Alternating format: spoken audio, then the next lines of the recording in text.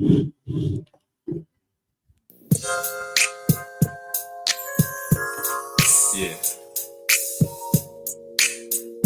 Cherish the day.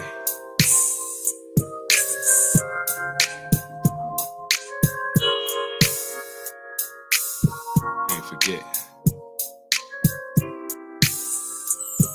From the late nights, locked down and in solitary, confined to bars of concrete cemetery, hitting souls on a page of lost memories, thoughts and imagery, jail time miseries, ghosts remembering all his sun stretched in the valley of the shadow of death. Night blows cold breath and we all forget, but remember to cherish the day. I think back to the times that passed and I reminisce, and sometimes I laugh at the more things change, cities staying the same, but still I cherish the day. Cherish the day. Cherish the day.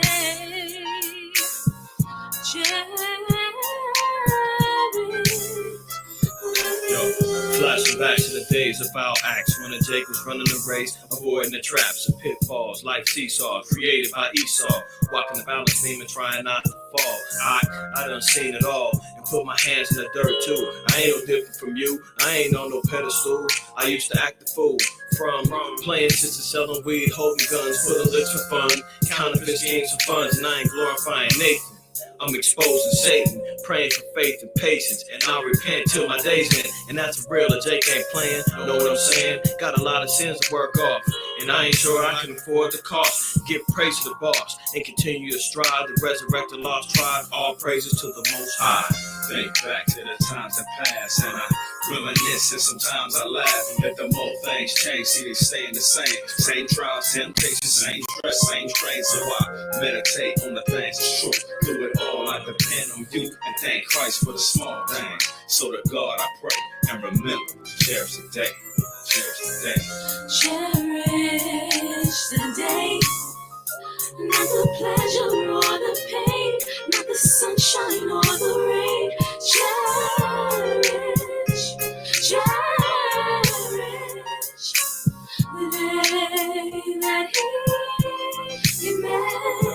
No peace, no lights, no food to make. Posted at the mailbox, checks is late. Niggas break when the times get tough for sake. But when times get hard, it's the God we pray. The virtue of the Most High flow through the bloodstream. I can't but stressing trivial things. Sometimes niggas fall, but we still give thanks, have praise, and cherish the day.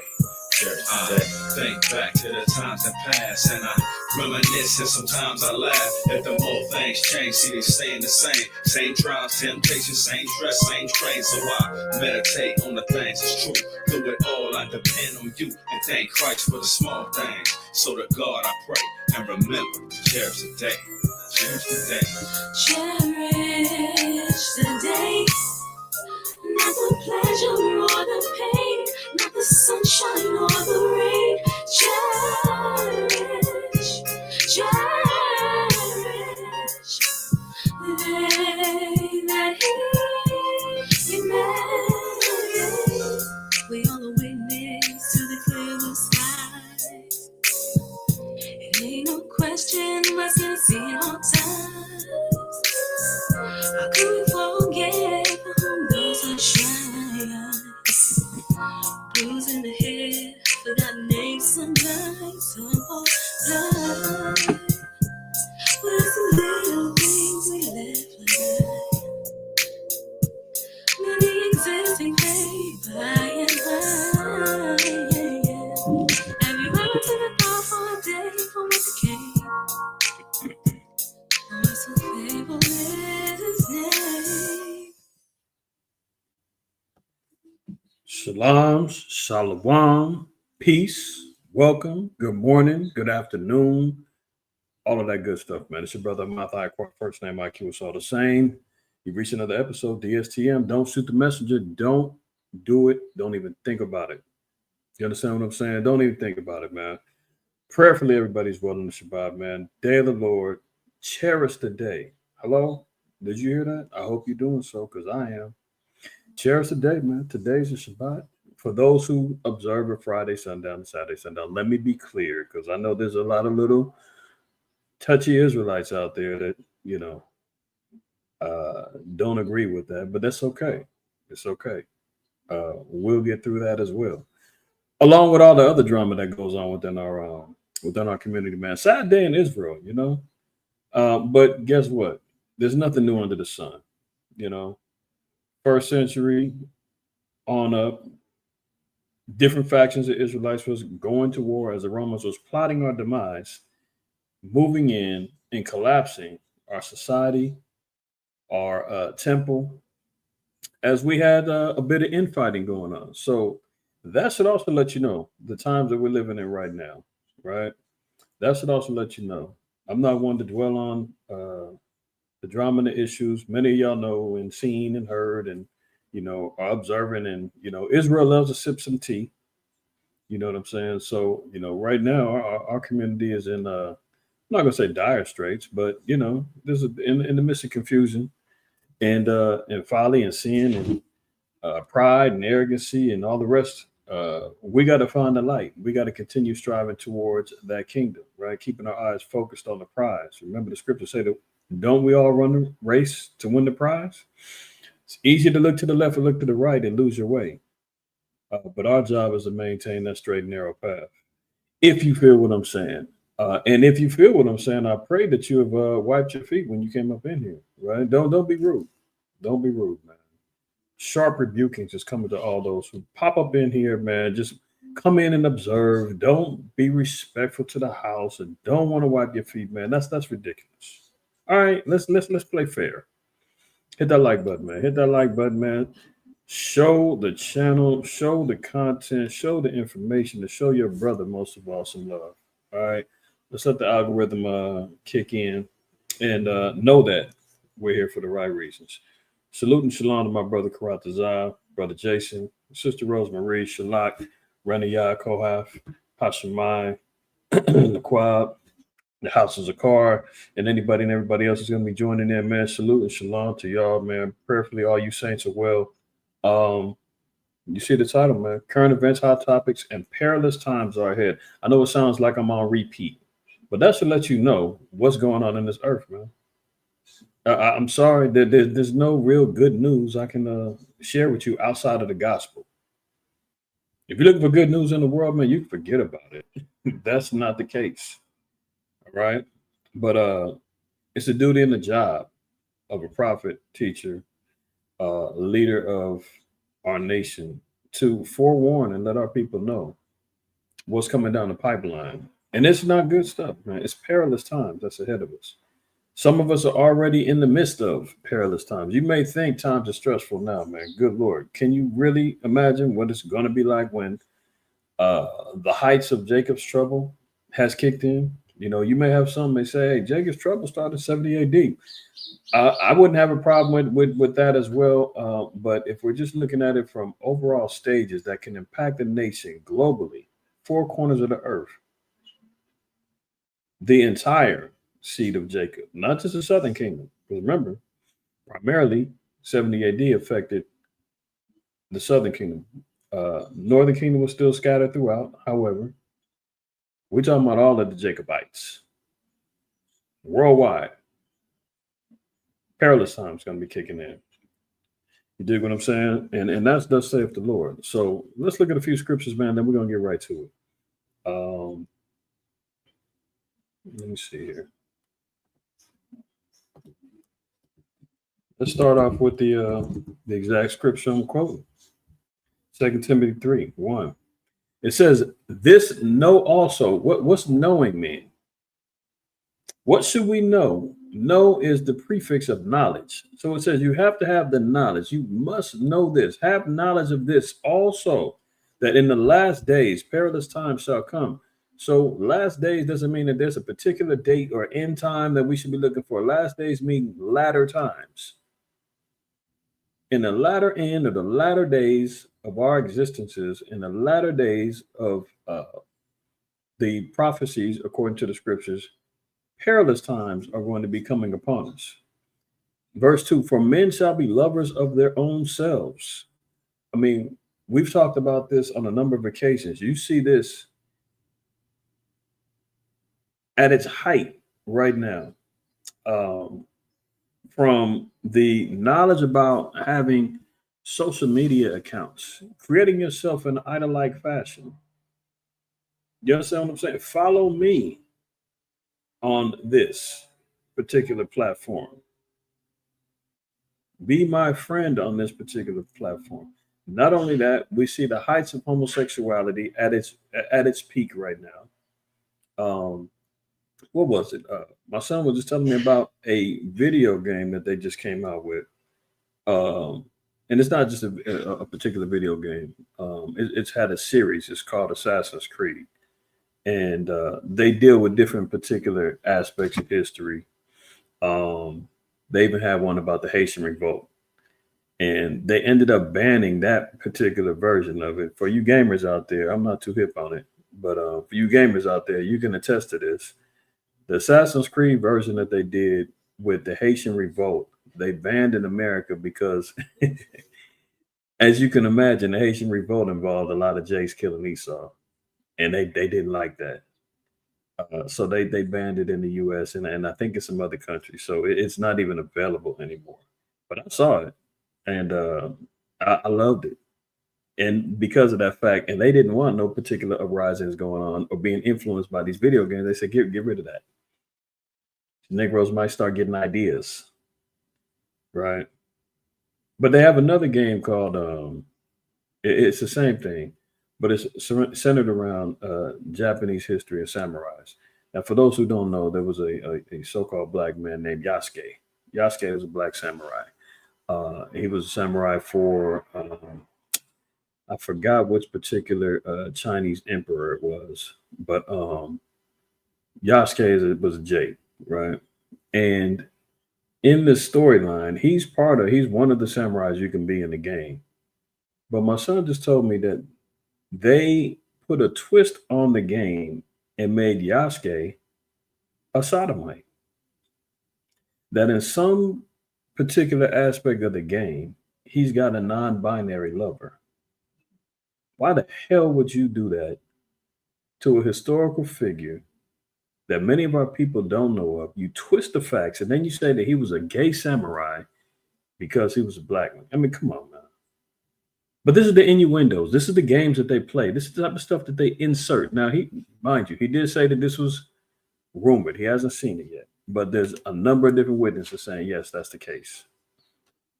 Now we see what's going on between this aspect, men being lovers of themselves, right? This is what happens too when pride, ego gets involved, especially when it comes down to the internet presences, influence. That's why they're calling people of influence on the social media apps as X, Instagram, Facebook, so forth. They're influencers, and people fall in love with the influence that they have on people, all the way to where they're monetizing this particular money on how much they can control and manipulate people. TikTok, people are falling in love with their own selves because of the adoration that they get from people, the likes that they get from people, the comments that they get from people. You could be dead wrong, evil, wicked as hell, lying all day on the internet. But if people love you, you'll start to love yourself and you will continue on in said wickedness because you love it, right? Covetous, boasters, proud, blasphemous, disobedient to parents, unthankful, unholy, without natural affection, truce breakers, false accusers, incontinent, fierce, despisers of those that are good. So the more that you stay on the path of righteousness, the more that you stay on the path of doing good, expect to be more despised, expect to be more rejected, expect to be more ridiculed, expect to be more harassed. You should expect your enemies to start piercing in on your activities. All right. Brother, one of my brothers up north, man, he sent me a video regarding I'm sure a lot of y'all are familiar with the brother's channel, Benaiah Israel, and they have a particular platform called Hebrew Connect TV. I haven't yet, I haven't been able to check it out, on one of the brothers checked it out and said that the site was down or something like that, or under construction. And we were thinking that it was because it was in its infancy stage. Come to find out, they were subject to a cyber attack. They were subject to a cyber attack. The same day that X went down on the cyber attack. So the spices of those that are good is even more relevant. You know, they said that a lot of the I forgot what they said how it affected the site, but it pretty much shut the site down. People that had accounts that were uploading their material, they were able to save on a backup file up until a particular date. Anything else that was you know, outside of that, those particular dates, I think they lost data. They got to, you know, reinvest more in security and all this other stuff, man. I mean, this is ridiculous, but it's come to be expected. Without natural effects and truce breakers, man. I mean, I don't need to go into all of the extras in regards to things that have been going on, and I'm just leave it alone. Y'all know what it is when if you care to know or care to even inquire about it. But you know, so this particular incident is involving individuals that some unnatural affections was going on in our community. All this stuff is really starting to show its ugly face, right? False accusers, man. I'm seeing online that there's a number of different incidences in the spirit, and it could be just based upon the spirit of living being exposed and raising up during this time of season. We always talk about it during the time of Passover. It could be, you know, the Most High.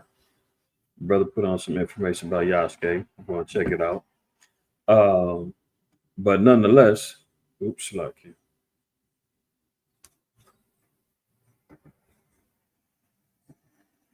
Let me get back to my scripture. Just looking at, let me finish this verse because it'll get to my thought. It says, traitors, heady, high-minded, lovers of pleasures more than lovers of the Most High, having a form of godliness, but denying the power thereof, from such turn away. And that's important because, in particularly in the Israelite community, and outside of our community, there are things that look to be all right, look to be on the upright. But at the end all be all, man, the Lord said that there's people and individuals, organizations, whatever, that have forms of godliness, but they're denying the power of the Most High, the laws, the statutes, the commandments. The Lord said you got to turn away from the things. Lovers of pleasures more than lovers of the Most High, man. When you start compromising the Lord's commandments, the holy days, because you want to do your own thing, you want to make up excuses as to why you shouldn't, you know, follow the Bible.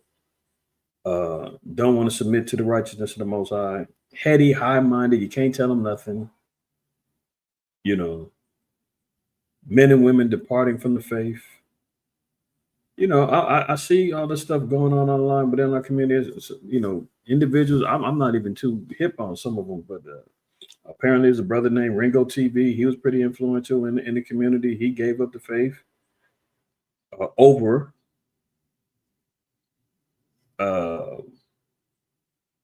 I guess, you know, being not understanding and knowing that you're going to be despised if you're doing good, not understanding and knowing the strife and the incidences that's going to happen within your walking or whatnot. You know, it's like the sower and the seed. You know, the scriptures say, man, the seed is sown amongst thorns. Once it starts growing up and it starts getting offended for the word's sake, you flee. You know, but that goes on a lot, man. So now it's high time for our people to really be on your P's and Q's, because there's a great sifting going on within Israel right now. You know, the Most High, like he says in Amos 9, he's going to sift the house of David.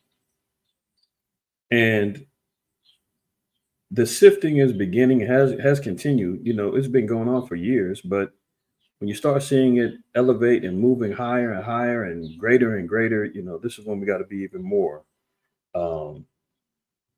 We got to be even more cautious and aware and circumspect in your walk, right?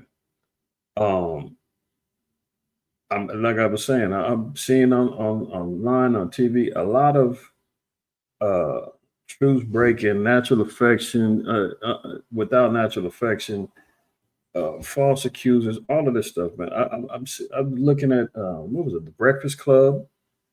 There's for those who are kind of hip to the Breakfast Club, popular radio station in New York, Power 10, I think it's 105 or something. They got a popular radio show, and there was strife in between there, man. Sister on there, Jess Hilarious, she's feeling slighted and feeling like, when she went out on maternity leave, they tried to replace her. They was kind of pushing her out. She wasn't getting no support from her other co-hosts, and they brought in another sister, and they're airing each other out on air. Instead of, hey, this is the business thing, to turn off the cameras, turn off the mics. Let's talk about it after the show. No, it's content. It's things for the audience because they know how much everybody loves drama. Keep the cameras rolling. Let's get this all. They're going at it.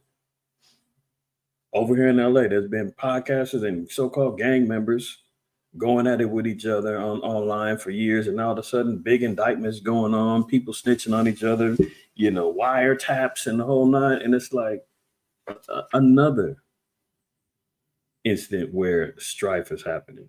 Obviously within the Israelite community, we know there's strife amongst camps and individuals, and that's been going on all within the last like 2 weeks. What else was it? It was something else. It was a number of things. I was just like, wow, the Most High is really throwing in this spirit of division and discord, and individual spirits are being revealed. It's very interesting in the spirit. But these are all things, man, we gotta be cautious of. And no, this is the time that we're in right now. Let's get 2nd Ezra 9. And verse 1, we're going to read down. It says, he answered me then and said, measure thou the time diligently in itself. So again, not only are we being told to know this also, to have knowledge of this also, now he also said that we got to measure the time. We got to pay attention. We got to look and see and measure out how things are transpiring, how they're picking up, how they're slowing down, how they're affecting your household, you individually, how they're affecting the nation, how they're affecting the world. All these things we got to pay attention to. It says, and when thou seest part of the signs pass. So if you start seeing prophecy starting to pass, which I've told thee before, then thou shalt understand that it's the very same time wherein the highest will begin to visit the world which he made. And we see the Most High's visitation. You got chariot sightings. You've got so-called natural disasters jumping off. You got famine jumping off. You see economic collapse going on. You're seeing sedition amongst men. You're seeing civil war. Talks being talked about, racial wars being talked about, world wars being talked about. So the Lord definitely is visiting the world which he made in all of those facets, man. Teeth of wild beasts, man, that the animals is now, bucking up and rejecting and coming out of their caves and holes and invading into cities where they, ain't supposed to be. All these things is going on. Verse 3, therefore, when there shall be seen earthquakes and uproars of the people in the world, clearly we see that there's massive protests going on all around the world. There's wars jumping off. I showed y'all last week that over there in Syria, going crazy because they're being hunted down and killed. And over there, religious zealots, wars are jumping off, being funded by America in the small hats, reinstituting and getting Al Qaeda back up on their feet. Talked about that last week. I mean, you see it all jumping off, man. Free Palestine. Remember, they just had the whole protest and out in front of Trump Towers and inside trying to occupy his business, Continue on verse 4. Then shalt thou well understand that the Most High spake of those things from the days that were before thee, even from the beginning. Let me take that down. All right. It says, then thou shalt well understand that the Most High spake of those things from the days that were before thee, even from the beginning. For like as all that is made in the world hath a beginning and an end, and the end is manifest. So, that old saying, all good things must come to an end. Yeah, Kyle, what, you're right. You see floods in Italy. You got volcanoes erupting. in damn, I forgot which country that was. Volcanoes kicking in. I mean, all hell is breaking loose, man. And you got the little, know, what do they call them? YNs, the young ends, and the heathen. All they care about is spring break. They're running to Florida. They're running to where else are they at? Majority is going to Florida. I think they had some spring break in Texas, something like that. All these little young MFers are thinking about is spring break. And little do they know, man, they're going to be lamenting the day that they didn't take time to really start investing in their lives and really understanding what's going on in the world, all for a moment of glee and joy, lascivious behavior, drug-fueled parties, and hanging out on the beach, fighting and, doing all this foolishness. Because the Lord said the beginning's already been established, but guess what's being made manifest? The end. And that's what's being shown to us. That's what's manifesting in front of us, the end times. Even so, the times also of the highest have plain beginnings in wonder and powerful works and endings in effects and signs. So the endings is going to be contingent upon effects and signs that we see. The effectual things that happen via prophecy, the signs that are going to be being shown via prophecy. We're going to see all of those things. Verse 7, and everyone that shall be saved shall be able to escape by his works and by faith whereby ye have believed. The Christians say you don't need works. All you got to do is believe. All you got to have is faith. Well, what works and what faith we got to have? Let me open up. I mean, it's pretty simple, man. All right. Oops, Revelation 14.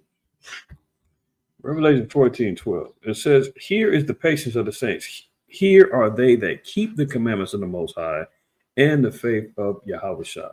So what do we have to have? We got to have our works committed to the commandments of the Most High and the faith of Yahushua. That's what's going to get us up out of here, man. Not having a doomsday bunker, not burying gold in your backyard. The Lord said, everyone that shall be saved shall be able to escape by his works and by faith, whereby ye have believed, right? So not only we're going to commit ourselves to the works of the law and the commandments and faithfully execute it through the faith of Hamashiach Yahushua, whereby ye have believed, regardless of what's going on around us and in our communities and outside our communities and in the world, as long as we continue to believe that all these things are prophetic, all these things are promises. The Lord said, that's how we're going to be saved. The moment we start to doubt, the moment we start to look to the left and think, oh, you know what? This is getting to be a bit much. I'm out of here. Things ain't going how I planned. I'm out of here. Whereby ye have believed. That's how we're going to get up out of here. It says, shall be preserved from said perils. Hello? If you're committing yourself to the commandments and the faith of Yahushua, you'll be saved. We'll be saved from these said perils. There'll be a light at the end of the tunnel. There'll be an escape route for us. I think it's in 1 Corinthians 10. I might be off on that, but the Lord said that we're not going to be tempted above measure. The Most High is going to always present us a way to escape. Let me make sure I get that one right. I think it's in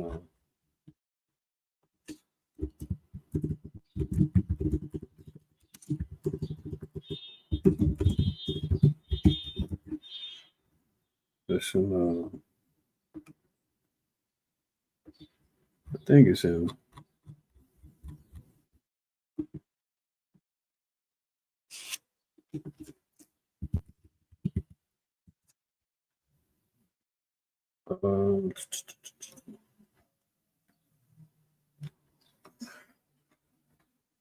I think it's 10. 1 Corinthians 10.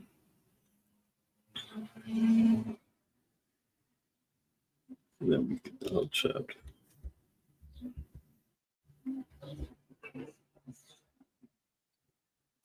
Here we go. 1 Corinthians 10. I said second. 1 Corinthians 10:13. There have no temptation taken you, but as such as is common to man. So none of us are exempt from temptation. None of us are exempt to being pulled to the left or to the right via this flesh. We're all stuck in these shells. We're all stuck in these fleshly shells, man. All subject to the instruments of Satan, the wicked devices, the various manners of temptation, the various manners of seduction, the various manners of oppression, the various manners of fatigue and slothfulness. You know, all of the above. The Lord says, "There have no temptation taken you, but as Shalaki, but such as is common to man." This is common for us to go through these things. It says, "But the Most High is faithful, who will not suffer you to be tempted above that ye are able." The Most High will push us to our brink. Break us down to the point to where you got no other choice but to look up. And it says, "But will with the temptation also make a way to escape, that ye may be able to bear it." There's always going to be a little light at the end of the tunnel, man. There's always a pathway of repentance and redemption for us. So you can escape before you lose your life, before you lose your salvation, before you lose everything that you worked hard for, everything that you believed in. And if we just lose that little bit, man, it could be over. It could be over. So the Lord has given us fair warning, and he's just. Right? Verse 7 and 8, again, the second Ezra 9. "And everyone that shall be saved shall be able to escape by his works, and by faith, whereby ye have believed, shall be preserved from the said perils, and shall see my salvation in my land and within my borders, for I have sanctified them for me from the beginning." See, that's the sealing, that's the predestination, that's us being sanctified, cleansed, and being elected from the beginning. It's for us to believe and understand and know the pathways in our journeys that our spirits have continually been regenerated over the centuries, to be in the seats and be in the positions and the walks that we're going through. The Lord said these things have already been established from the beginning. We just have to see it all the way through. All the way through. Not halfway. All the way through. All right. Let me drop down to read verse 20. It says, "So I considered the world, and behold, there was peril because of the devices that came into it." See, these devices, we always talk about, the crystal balls that's, in our pockets and in our wallets, these phones, and the technology, the AIs and everything else. I mean, it's hard to believe everything that goes on and that we see now, They always say, man, believe everything you read and half of what you see. Because everything can be manipulated now. The devices that's out there, man, creating avenues for our sisters to make a fast buck on the internet. If you flash a little bit to the camera on your OnlyFans, and for brothers out there, you're manipulating, you're scheming, you're selling pills, you're selling everything, you're selling yourselves. There's brothers out there prostituting themselves too, scamming. The PPP stuff done dried up. Hey, but hey, them feds and the IRS, man, they still on the hunt. I was speaking about that whole indictment in LA over here. They were talking about part of it is from a COVID fraud. People are getting caught up. I seen a video of a brother, man, that said he followed his brother doing a PPP scam, and he ended up getting, damn, how much time did they give him? I think he said he was facing like 10 years, and he was at home on bail on an ankle monitor, but still had to go get sentenced. And this is from him scamming, getting money 2-3 years ago that they done caught up to him. You understand what I'm saying? All these devices in the world, man, there's so many perils, so many temptations, so many things that can pull you to the left, to the right, man. Our people are getting confused. Doctrinal things is popping up. People, do we do this? Don't we do this? Should we keep the pastor? Don't keep the pastor? What about that? What about that? Instead of staying due course, as my elder Sha'af says, our people getting caught up and swept away. The elder put in a good scripture. Let me double back over here and finish this up. So we see there's multitudes of perils that's out there, man. We just got to keep our minds focused, man. keep our minds focused, observe the times, and see what's going on. Right? Let's look at it. Sirach 16:22. It says, "Who can declare the works of his justice?" See, that's the problem with a lot of our people, and particularly the Christian church. Those who don't really know the Bible, but they have their own opinion on how the Most High should be judging and how He should be executing His judgment. What's fair, what isn't fair, what they don't agree with. Everybody's got an opinion about the Almighty Yahweh in His Word. But it says, "Who can declare the works of His justice, or who can endure them?" See, even Yahweh said, "In your patience possess your souls. He that endureth until the end, the same shall be saved." So the challenge is there. Who can endure them? The justice of the Most High. When you see the nations going at it and them having these particular wars, so many Negroes run out here, back when the whole October 7th went down. How many times you see black folks out there stomping and marching with Ishmael talking about justice for Palestine? Hey, you're just like us. We're being oppressed too. We've got a common bond of oppression. We've got the same. No. You can't declare the works of justice to the Most High, man. They're supposed to go through that affliction. You're supposed to be back with your people, figuring out our own problems instead of marching to everybody else's issues. Our people running out want to wave a flag for the damn LGBTQ plus HIV community. You can't declare the works of the justice of the Most High. Our people running, no justice, no peace. That ain't of the Lord. See, verse 22, "Who can declare the works of his justice, or who can endure them? His covenant is afar off, and the trial of all things is in the end." So the end times is about trials. And that's what we're experiencing. That's what we're seeing right now. This is why it's important for our people to, stay on course. Because the trial of all things is in the end. Everything is on trial right now. Your faith, my faith, doctrines is on trial. Relationships is on trial. Nations, war, everything is on trial right now. And that's why the Most High has got the gavel. He's got the angels out there executing judgments, stirring up the pot globally. Because the trial of all things is underway, man. Keep all those things in mind, y'all, as we look at some of these articles on what's happening in the earth, and then we're going to get a greater understanding on where we're at right now. All right. Let's start off here. Now, this is interesting because right after I finished DSTM last week, I looked on my phone, I see on my YouTube feed, America bombs Yemen. Now, this is after this damn demon to the right is running around here talking about how much we need, how bad the war in Russia and Ukraine would have never happened under him. Oh, we want to stop these wars. People are dying, this, that, and the third, right? But he's got no problem dropping bombs on the Yemeni Houthis after they said that they were going to abide by the ceasefire.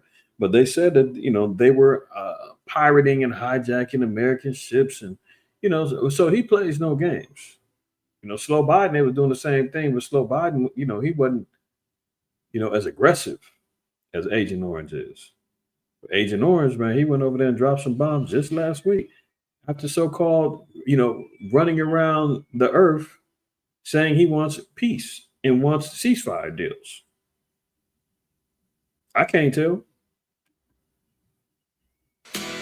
You might know Harbor Freight for affordability. What you might not know is performance and... At least 9 people were killed and another 9 injured in Yemen's capital following a series of airstrikes. Smoke was seen rising from the area around an airport, which also includes a major military base. U.S. President Donald Trump took to social media claiming he ordered the airstrikes to protect American assets. This follows Houthi threats to resume attacks on Israeli vessels over Gaza's blockade. The Houthis vowed retaliation and continued support for Gaza. Now, notice he said this was all based off of threats. So is he really trying to negotiate? Like, hey, let's sit down with the Yemenis, man. Let's try to get this thing figured out. I'm over here. talking to who they're supporting, which is the Palestinians in Gaza and Hamas. I'm over here talking to them, trying to get them to peace up. Let me go holler at them. No, he's not doing that. They said over the threat. See this today. I've ordered the United States military to launch decisive and military action against the Houthi terrorists in Yemen. They have waged an unrelenting campaign of piracy, violence, and terrorism against American and other ships, aircrafts, and drones. He always throwing slow Biden under the bus. Slow Biden's response was pathetically weak.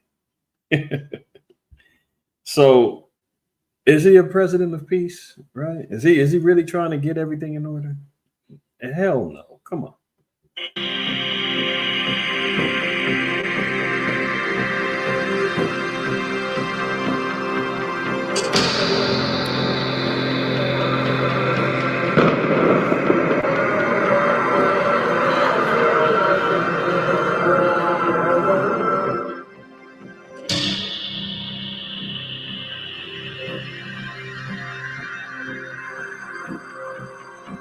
So just as I finished DSTM last week and him talking about getting on the phone with Zelensky and having Ukraine ready to sign the peace deal. He just needed to get Putin on the line and they were going to get the ceasefire underway and everything's good. He was plotting a bomb. He already had in his mind, I'm telling y'all peace, but guess what? I'm about to light some stuff up my damn self. But that's the ways of the so-called white man. That's the ways of Esau.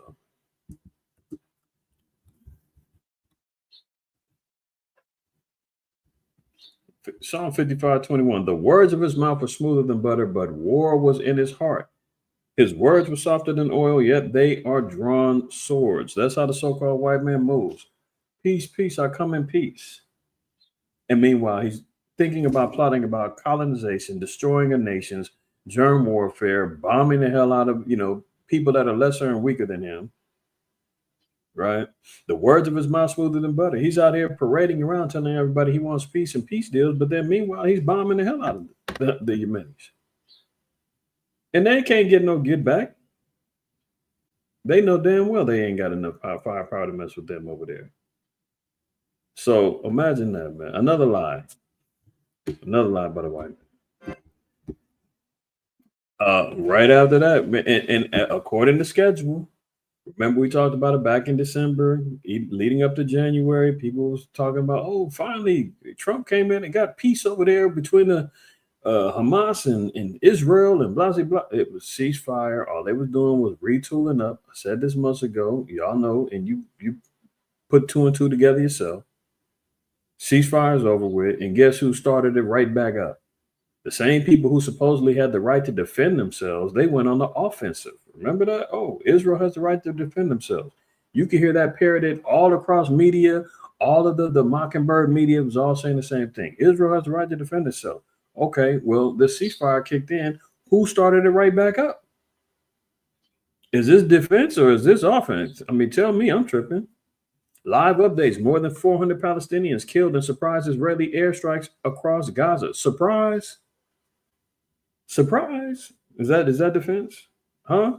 Oh, okay. 400 people, including women and children. No outrage, no nothing, huh?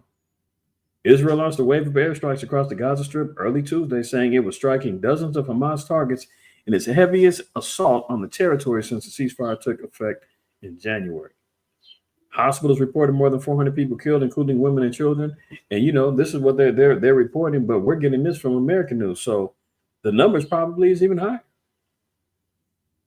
Surprise attack shattered a period relative calm during a Muslim holy month of Ramadan. Oh. So not only did they desecrate and bomb on the Muslims during their holy month of Ramadan, which they stole from the Bible, or Day of Atonement, but they do a month of fasting during the day and they eat at night.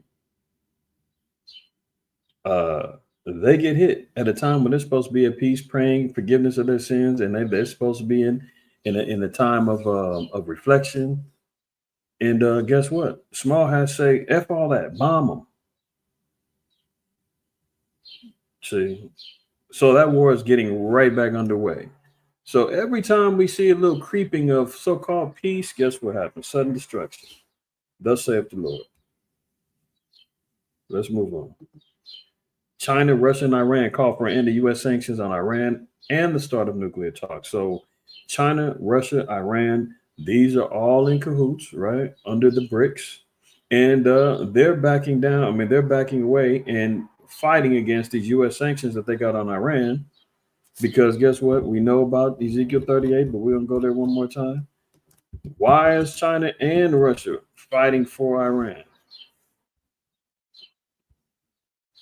Ezekiel 38, and we'll read 4 and 5. And I will turn thee back and put hooks into thy jaws, and I will bring thee forth and all thy army, horses and horsemen. This is speaking about the Most High, putting hooks in the jaws of Russia, pulling them in the direction as he will, directing them into warfare, directing them into the position of them being guards, protectors, suppliers for their allies. And all thine army, horses and horsemen, all of them clothed with all sorts of armor, even a great company with bucklers and shields, all of them handling swords. So warfare, all the gears and the armaments, Russia's being told to prepare for. Persia, that's Iran. Ethiopia and Libya with them, all of them with shield and helmet. So why are they doing these things? I'm going to drop down and get right to the point, verse 7. Be thou prepared and prepare thyself, thou and all thy company. Iran is going to be part of the company that assists Russia.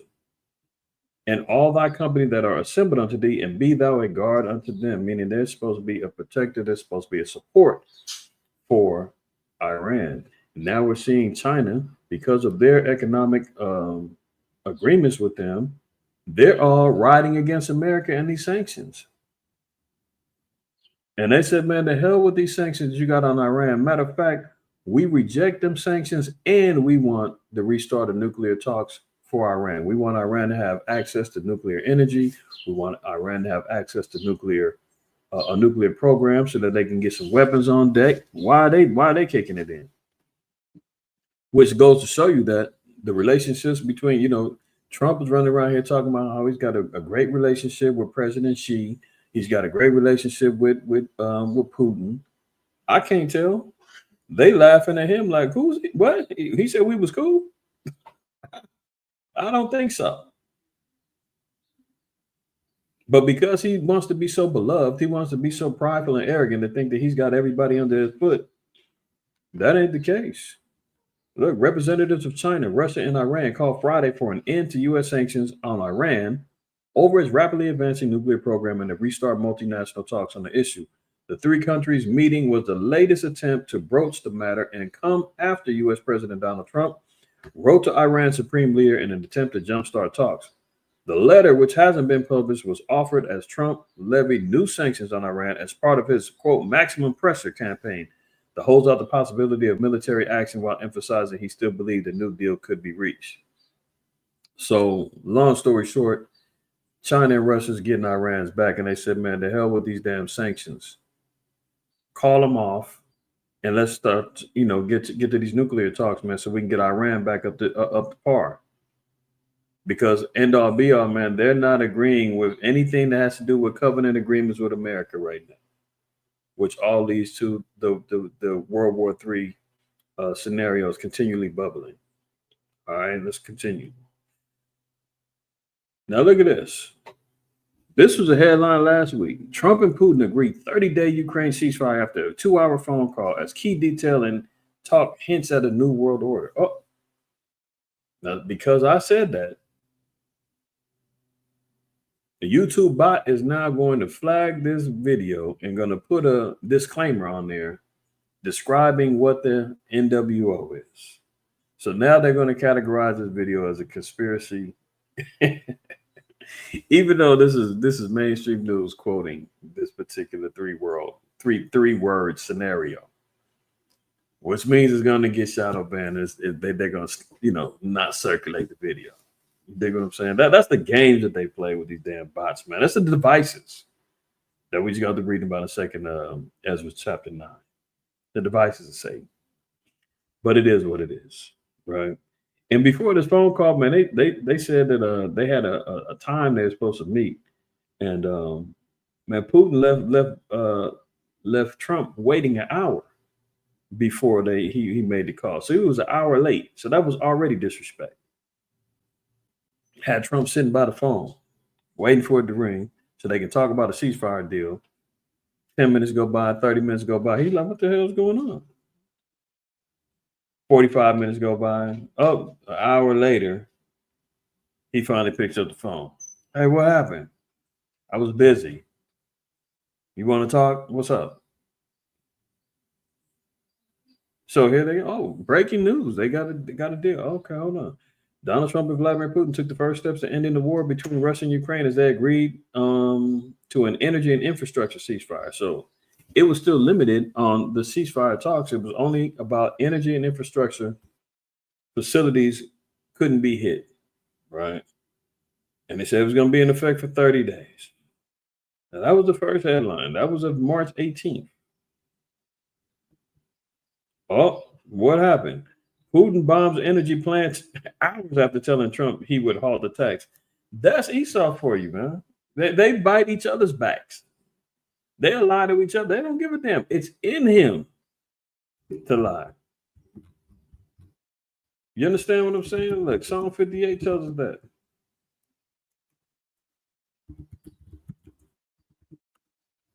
Psalm 58.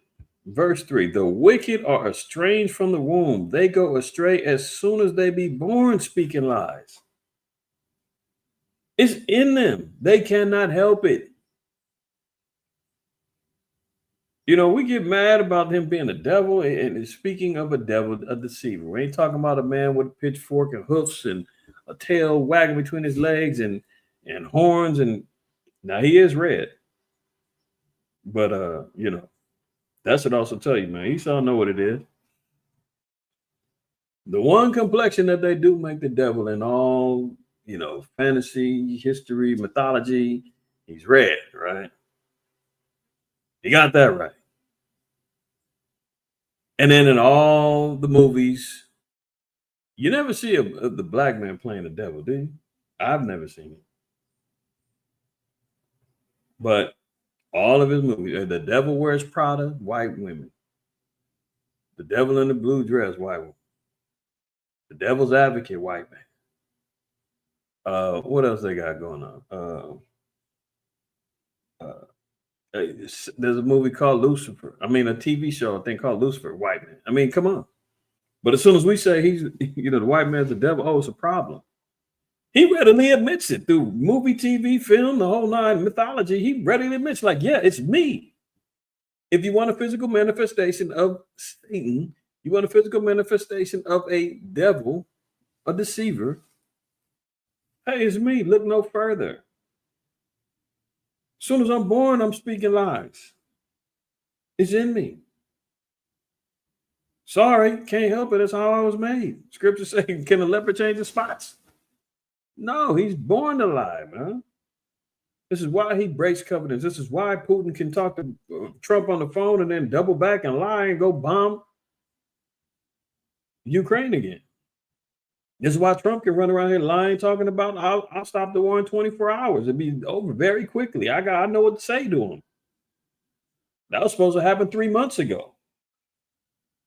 We see no progress of it, but we see escalations of war, and even he is engaging in warfare.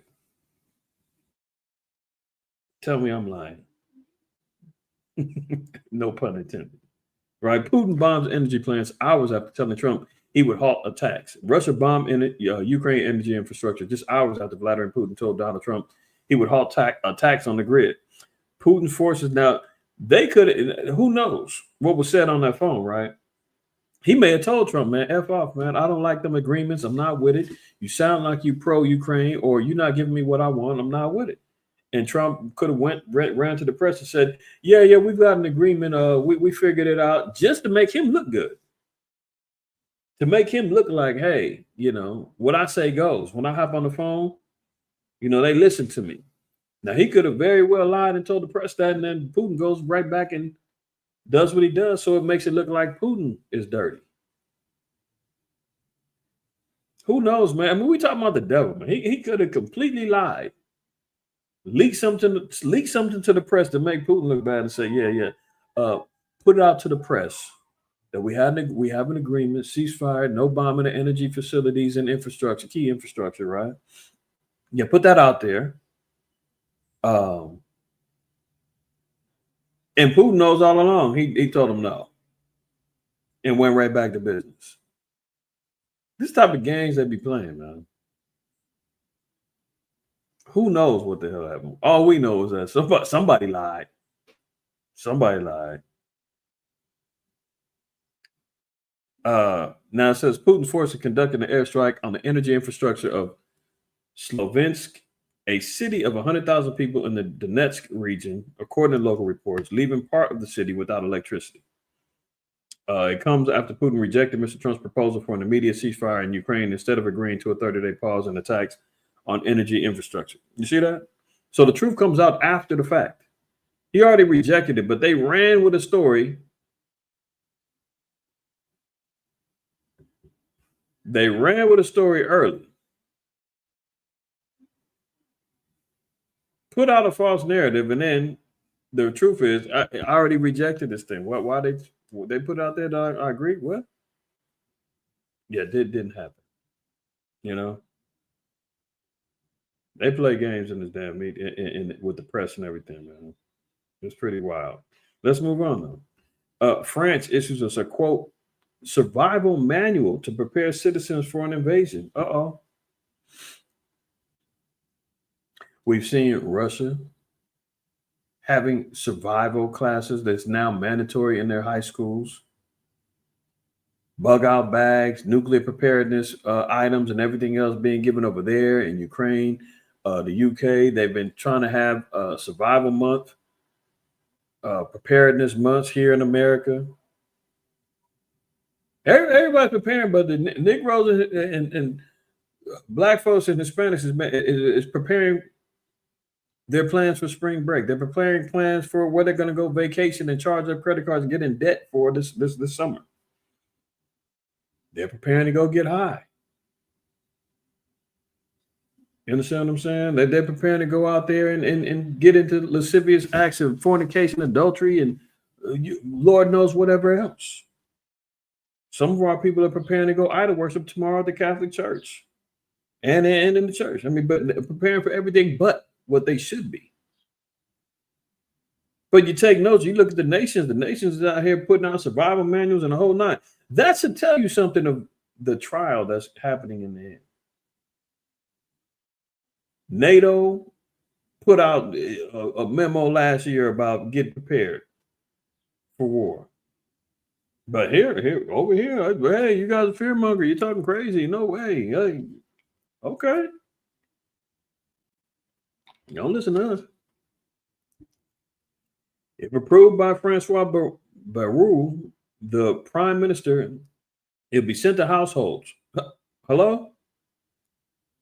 It didn't say it's going to be sent to government officials. It's going to be sent to, households. Every household is going to get this and told, hey, you better get ready for an invasion. 20-page booklet outlines a range of safety measures in event of both military and natural dangers. Getting sent to households, right?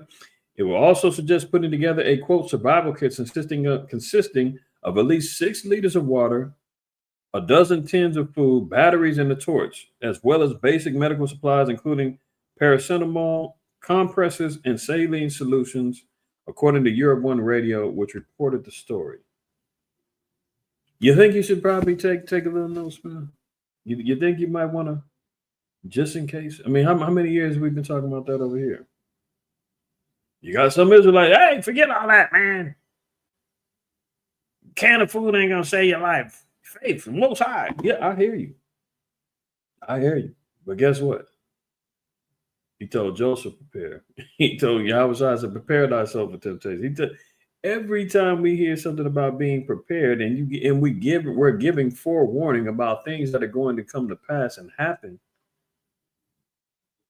i.e. famine,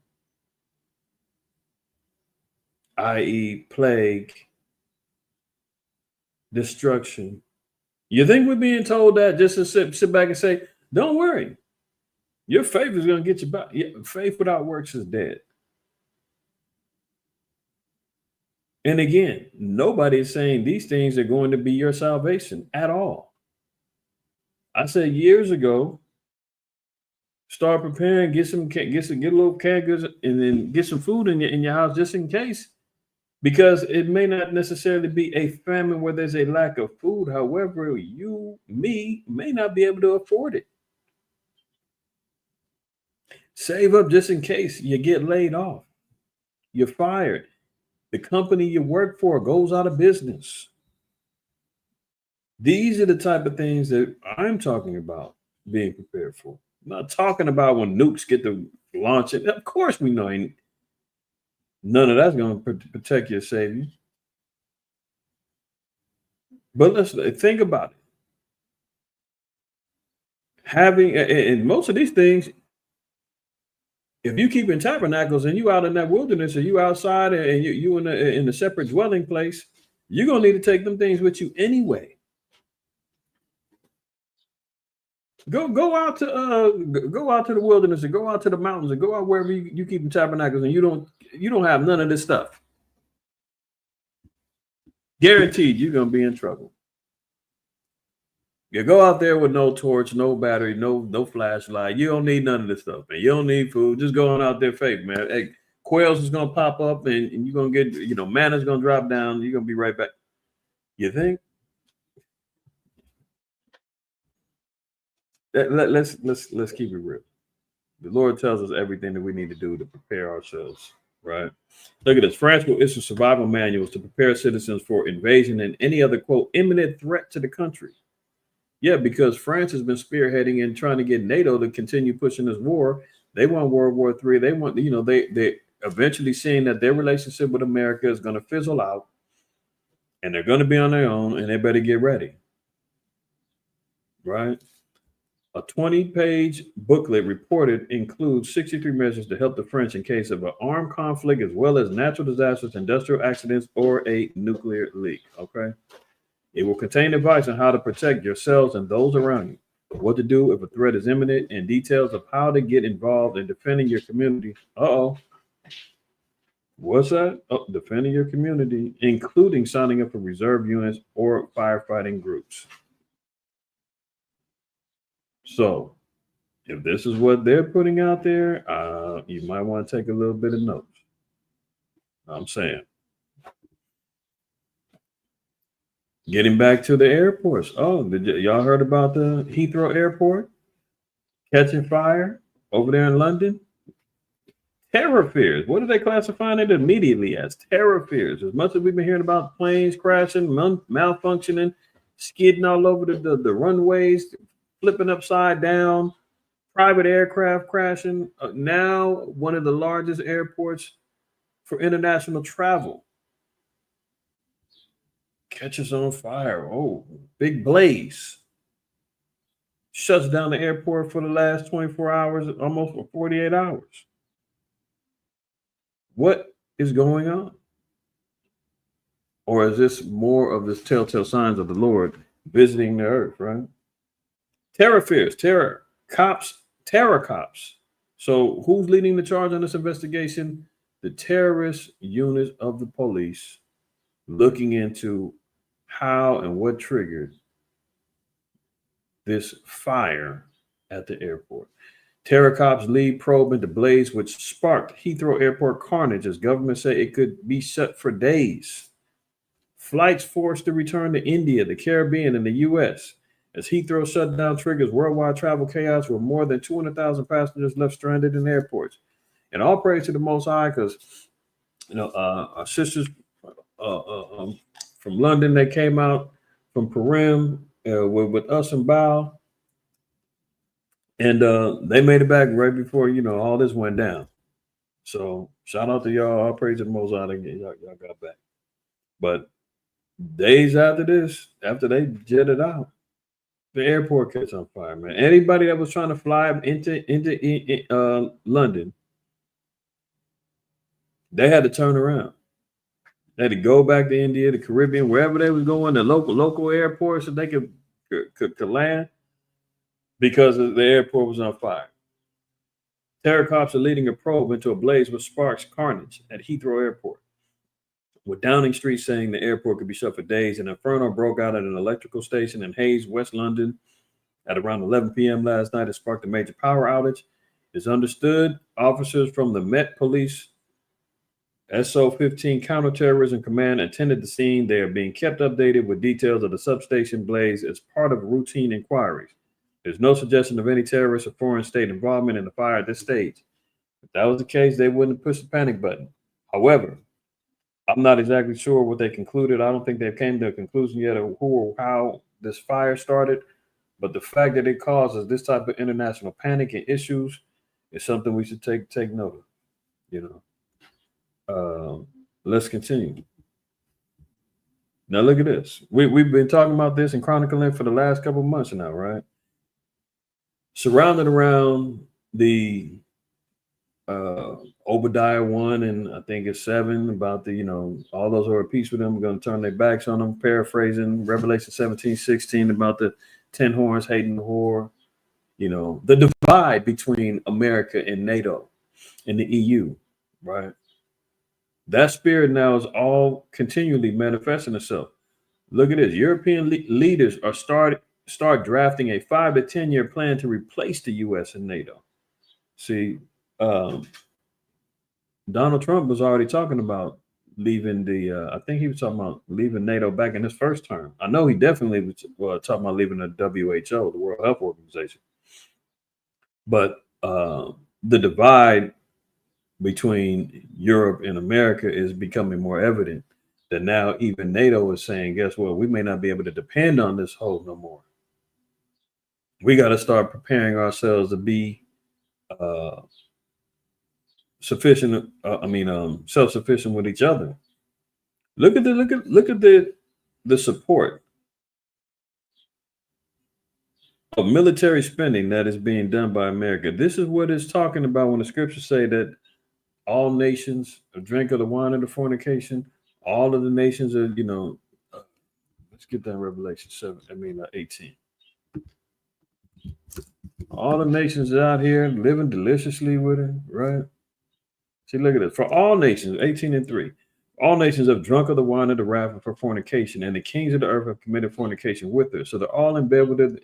Imports, exports, trades, tariffs, sanctions, you name it. America controls all of them.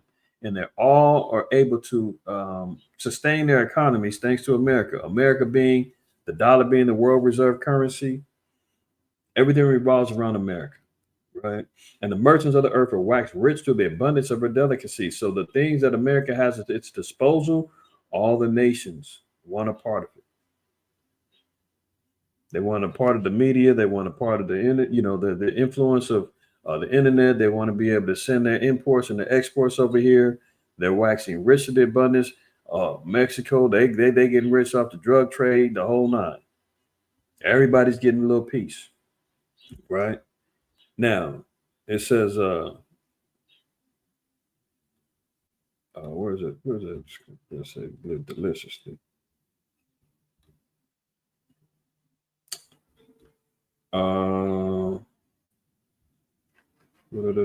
Play one day.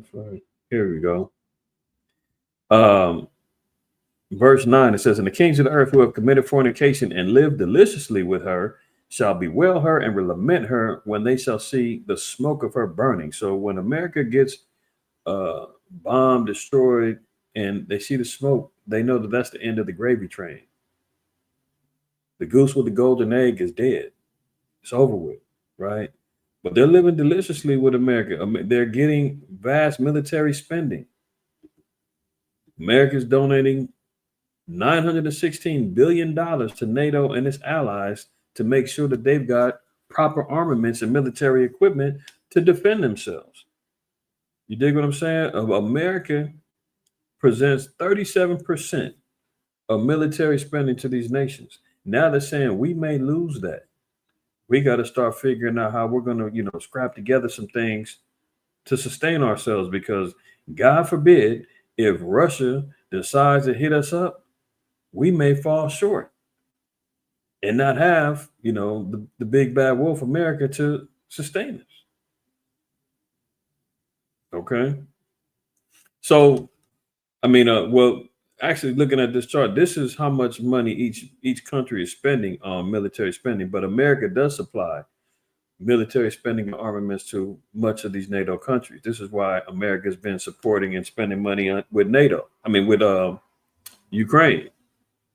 And NATO's supposed to be breaking, they breaking bread. Europe, the European Union, they're breaking bread, sending Ukraine money, but America's spending the most. But look who spends the most on their military spending, period, is America. This is why all the nations are going to hate the war, because they like, look, they're spending all this money, $916 billion on military spending. Look how much, Israel is investing 1.1% of their money, $27.5 billion. America's spending the most on military spending. That's why the nations are like, hey, we're going to have to come together to face this damn beast. Look here, it says, in the ultimate act of seeking to Trump-proof the NATO alliance, even well into the future, Europe's largest military powers are now drawing up plans to keep the alliance strong in case of a U.S. exit from leadership over the next 5 to 10 years. Next 5 to 10 years. Notice 2030 has been a heavy marker regarding the next form of change that America and the world is going to go through. If we make it that long, the Lord said he'll cut the time short for the elect's sake. So who knows? But we know Agenda 2030 is on deck. A lot of the spending from Social Security, 401ks, they talking about that type of economic collapse kicking in by 2030. A possible exit from the U.S. and NATO by 2030. They're saying 5 to 10 years, but let's just look at the 5-year marker. If we're in 2025, 5 more years from now, we're in 2030. They're talking about drastic changes happening in world events. Digital currencies. Remember, they were talking about they wanted all everything electric and digital by 2030.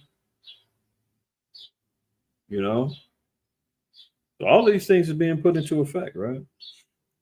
Informal discussions have involved the UK, France, Germany, and the Nordic countries who are envisioning a managed transfer of power and leadership reshaping the NATO bloc. Financial Times writes that the discussions are an attempt to avoid the chaos of a unilateral U.S. withdrawal from NATO, a fear sparked by President Donald Trump's repeated threats to weaken or walk away from the transatlantic alliance that has protected Europe for almost 8 decades, 80 years. America's been in effect spearheading and holding up NATO. If they walk away, could be it, right? So just keeping that on track.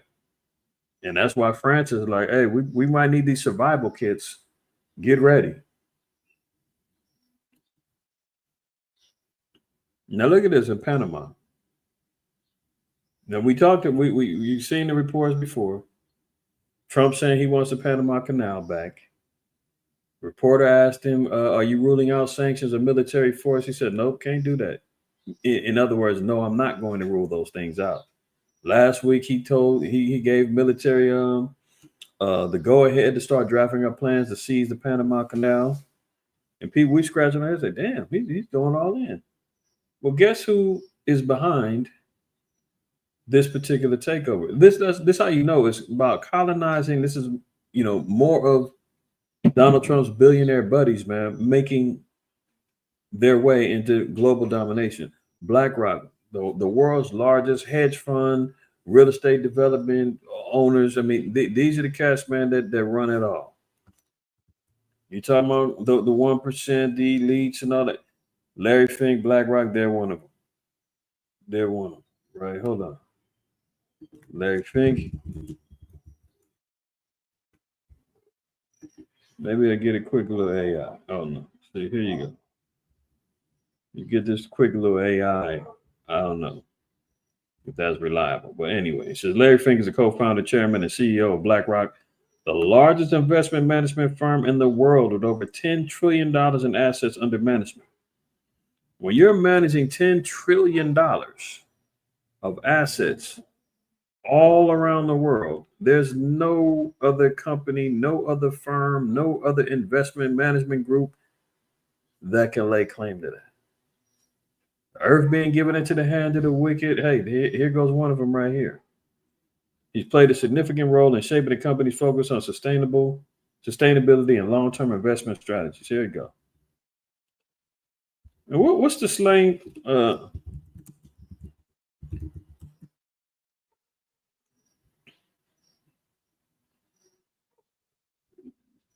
Urban Dictionary. What's a fink? You know, you hear the damn Italians calling people rat finks. Someone who tells on a person for no reason at all, a rat. A slang term in the 60s of someone who was very unpleasant. Interesting. Larry Fink. What's Merriam-Webster say? A strike breaker. One who is disapproved or is held in contempt. To give information about another's wrongdoing to an authority. So a fink is like a rat, right? I just thought about that. Look here. A fink isn't someone you'd want to invite to your birthday party. So Larry Fink is not that, you know, by definition of his name. This guy right here is a shot caller, man, holding trillions of dollars in assets. And guess what? He proposes to Trump, hey, I want the Panama Canal, man. How can we make that happen? So is Trump taking backdoor deals? And says, okay, cool, you got the bread. We're going to go over there and monopolize. We're going to take back that Panama Canal, man, so we can have access to the trade routes. Very similar to them doing the Ben Gurion. They want to get that Ben Gurion canal jumping off over there in Israel. Once they clear out the Palestinians in Gaza. You see how this is working? Okay. After BlackRock purchases 41 ports in Panama Canal in a $23 billion deal, Trump reaffirms plan to send military to seize the canal. This is why you hear people already upset talking about Donald Trump and his billionaire buddies.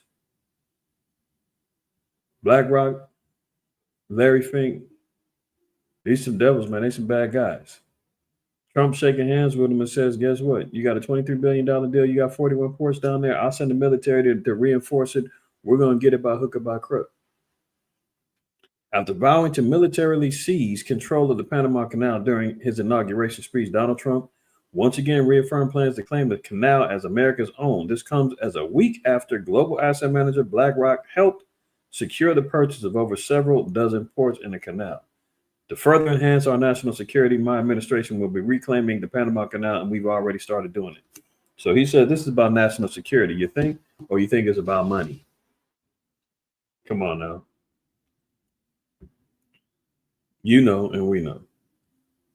So we see what's really going on behind this whole thing, man. They have plans to seize that so he can have BlackRock take it over. BlackRock is heavily involved with Agenda 2030, wanting to seize land properties, man, put everybody in the poorhouse, slap you into the micro apartments, raising up the rent, forwarding the agenda of quote unquote sustainability, giving us, you know, Franken foods, the whole nine, shaking hands with Bill Fakes and the jab committees. Yeah, they're all in cahoots, man. And this is what it is. So we look at what goes on in Panama. They ain't gonna be the last and the first. And this is what's going on. Look, Fink phoned Trump directly to pitch BlackRock's Panama deal. So who's involved? I mean, Trump is running around talking about, oh, America's been getting abused and used, and China's using this to the gut our economy and that. But please, they had all this lined up because they want the money. You built the Panama Canal. You give it to Panama. They're getting their economy rolling. The ports sliding America deals and all of that. Now China goes over there, buys up some stuff, manipulates, gets a hold of there you go. Okay, UZL, you just said what I'm saying. They're heavily invested in the pharmaceutical. That's why I said they're all together, man. Bill Fakes and all these other companies, man, they're all agenda driven. That's the elites. These are the ones who's pushing an NWO. These are the ones who's going to be backed, wanting to have a control of how you buy, sell, this, that, and the third. When you're in the pockets of the most powerful, quote unquote, man in the earth, i.e., the president, and you're manipulating, you're telling him what to do, you know it's a problem. You put a phone call in to Trump and say, hey, look, we need to get that Panama Canal, man. I got business deals going on. I got 41 ports I'm about to buy up. I can get you in on it, this, that, and the third, but it ain't going to go easy. Trump said, well, what can I do? I need to, as his book called The Art of the Deal. Well, let's negotiate. I can get the military down there, man. I can use the press. I can do what I need to do. I got the influence. I got the power. We can make it happen, but I need this, that, and the third back. Who knows what he negotiated back, but we see. Within weeks, Wall Street billionaire Larry Fink was on the line with the White House. His pitch, Fink's investment company, BlackRock Inc., was interested in buying the ports on either side of the waterway, shifting them into American hands. According to people familiar with the discussion with that, there would be no need to have the U.S. take the century-old canal by force. So when days of whirlwind negotiations that are now set to deliver control of those ports to a consortium led by BlackRock, $11.6 trillion investment giant, Fink has run for almost 4 decades. It's ancient money, man. 40 years he's been running this thing. Right? Puts a call into Trump. Trump backs him, but they finna roll. That's of March 5th. We're on March 22nd now. And now we're seeing, he said, well, we bought the ports, man. We can do it without violence. And Trump is like, they ain't listening. The only way they're going to respect it is if we militarily, go down there and push some buttons. So that's what it is. Elon's having a bad few weeks, man. Violent attacks on Tesla dealerships spike as Musk takes prominent role in the Trump White House. See, this is what's going on right now. This is why you're seeing, Civil War type stuff jumping off and seditions happening. Isaiah 19:1 says, the burden of Egypt, behold, the Most High Yahweh rideth upon a swift cloud, and shall come into Egypt, and the idols shall be moved at his presence, and the heart of Egypt shall melt in the midst of it. Remember a couple of years ago when the Statue of Liberty got hit with lightning? All of the idols, man, the money is failing in America, it's depreciating. All the idols are going to be moved at the presence of the Lord, because we're seeing the Spirit of the Lord rising up. The men of the Lord, the prophets of the Lord, the women of the Lord, the children are raising up. We're joining ourselves in righteousness according to the law, statutes, and commandments. We're waking up. We're rejecting the idols of Egypt. We're rejecting the ways of America. Remember, this is spiritual Egypt, Revelation 11:8. They're having no effect anymore, right? For the righteous. And the Lord's going to bring down this judgment. As America's going to be melted in the midst. Well, how? By thermonuclear heat, right? The chariots is going to destroy this place. But look at this. And I will set the Egyptians against the Egyptians. So the proud Americans is going to be fighting in against each other. There's going to be civil unrest and sedition going on here. This is why you're seeing all of these uproars of the people with the protests. All these Tesla plants is getting attacked. It says they shall fight everyone against his brother, everyone against his neighbor, city against city, and kingdom against kingdom. So there's going to be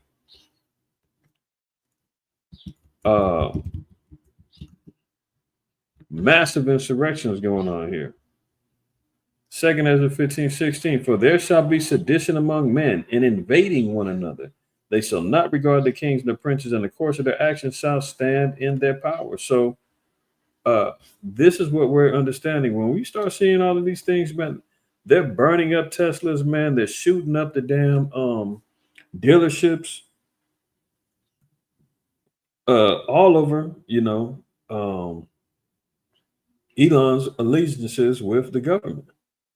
Cybertrucks set ablaze, bullets and Molotov cocktails aimed at Tesla showrooms. Attacks on property carrying the logo of Elon Musk's electric car company are cropping up across the U.S. and overseas. While no injuries have been reported, Tesla showrooms, vehicle lots, charging stations, and privately owned cars have been targeted.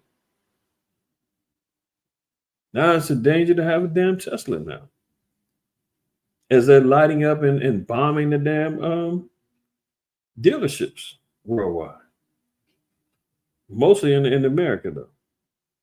There's been a clear uptick since Donald Trump took office and empowered Musk to oversee a new Department of Government Efficiency that's slashing government spending. Experts on domestic extremism say it's impossible to know yet if the spat of incidents will balloon into a long-term pattern. See? Hold on. So, oops, my bad. It says Tesla's an easy target. A sociologist said Randy Blazak, a sociologist who studies political violence. They're rolling down our streets. They have dealerships in our neighborhoods. So Tesla's under attack. Elon's being rejected, right? Look at this. Tesla recalls every single Cybertruck over stainless steel trims falling off. So not only are they getting bombed and getting terrorized with domestic terrorism, the damn Cybertrucks is falling apart. Bad week for Elon, man. They got to recall every single Cybertruck. Got to recall now because the damn steel trims are falling off. 151 Cybertruck owners filed warranty claims after noticing the roof trim panel above the windows was coming loose. I mean, this is you're constantly hearing about Tesla recalls and SpaceX failing, but they held this guy some super genius that, and the way he talks, man, seemed like he's a little slow or something, man. Like he's like an idiot savant or some sort of autistic, individual. You dig what I'm saying? Like, a lot of his stuff, it may work, but then there's always something to double back and there's something going wrong with it. So you can already imagine what he's doing with his Doge committee that's running through the government, grabbing and snatching the first thing moving, and the next thing you know, his problems come up after the fact. So all the Cybertrucks is getting recalled, because of and remember they had people waiting for years on waiting lists to get their Cybertrucks. They finally get them, and they start falling apart from the inside. I mean, come on, man. Let's move on. Let's move on. Look at it. Judges fear for their safety amid a wave of threats. See, this is also interesting because he says Elon's father stated one of his teachers deemed him retarded. Yeah, I wouldn't doubt it. And you know what's interesting about Elon's father? This is the type of background he comes from. Elon's father got his stepdaughter impregnated. He got a baby with his stepdaughter. Hold on. So you think I'm tripping? This is the background that he comes from.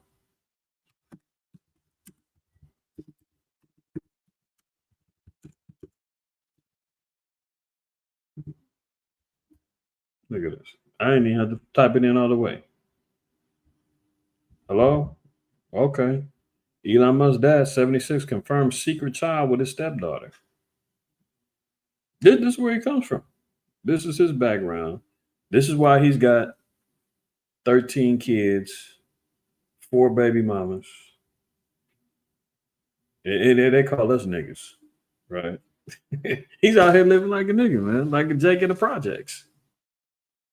4 baby mamas, 13 kids. You dig what I'm saying? All kind of weird names.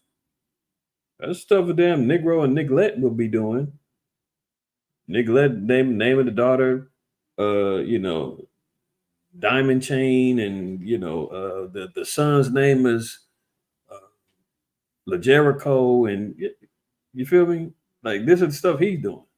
He got his son's name X, another baby name some damn space alien type name. I mean, it's wild. But this is Pops right here. And he admits he had a baby with his stepdaughter. Confirmed. Not a rumor. He said it.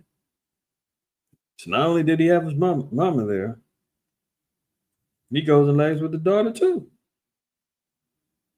And that's where this guy's background comes from.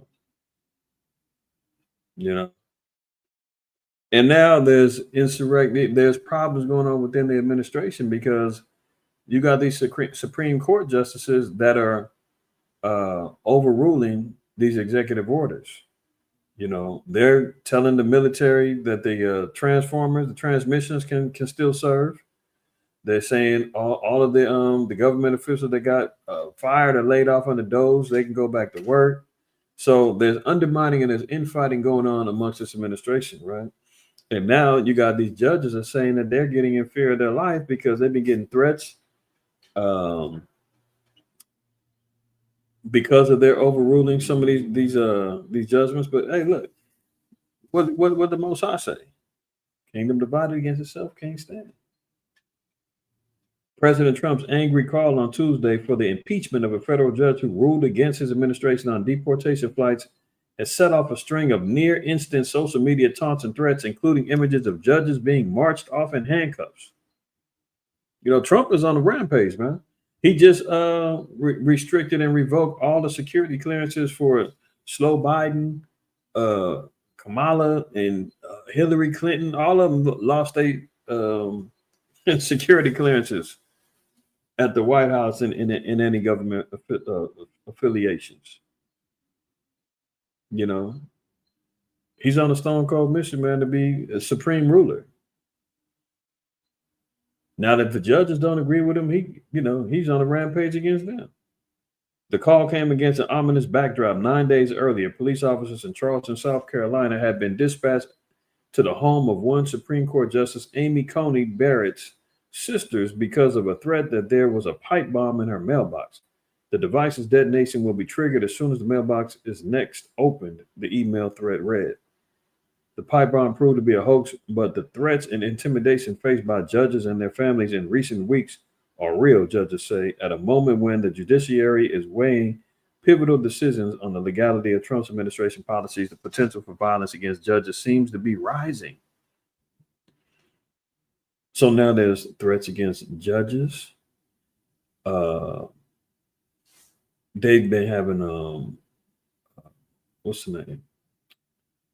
I seen the report on what's the name? Alex Jones. He had that was a story about one of his reporters, and I guess Jones is a Trump supporter and all that. One of his reporters got killed. Drive by, shot him up in the parking lot, and then they've been having swatting calls to their houses and stuff, where they telling people that there's hostage situation and kidnap people in some of his reporters' houses, and SWAT teams and police are showing up ready to shoot them. They over here playing wild little games in that little political sphere of Trump, anti-Trump, Democrat, Republican. This is what was kind of expected anyway. Remember, last year I said they're not going to make his administration easy. They're not going to let him just slide through. So all of the things that we're seeing now, the fight back, the pushback, the Tesla bombings, the swatting calls, judges now being threatened. This is bubbling up for a perfect scenario for a little civil insurrection. All they need is somebody else to get aside. Don't let him get smoked, to use a biblical term. Don't let him get smoked. All hell's gonna break loose. But it's starting to bubble up, man. Here in this little melting pot known as America, man, the heat is getting turned up, man. It's starting to simmer. The bubble is getting ready to kick in, though. How about the economics, man? Record number of Americans are working more than one job. That seems to be the norm, man. Everybody's looking for a side hustle. This is why you're seeing the internet being flooded with people buying microphones and starting podcasts and trying to maximize their speaking and vocal talents and doing anything they can to go viral. Hopefully that the internet is going to, support their efforts so that they can get paid that way. The streets are flooded with Lyft and Uber drivers and DoorDash deliveries, and people are online saying that they're life coaches and all this, anything to get some extra bread. A lot of brothers and sisters out here, man, just killing ourselves just to live. You understand what I'm saying? And that's just what it is. The days of having one income, allowing the stay-at-home mom, without having a second, third job is gone. It's at that point now. So they got a record number of Americans working more than one job. And this is just the beginnings of what's going on. See that, man? My brother said he working 75 hours a week with 2 full-time jobs, man. That is hell. I know you be talking, you Jake be like, man, I'm tired. I'm glad. Pray all praise to the Most High for that Sabbath, man. Good Lord. It is a cold world out there, man.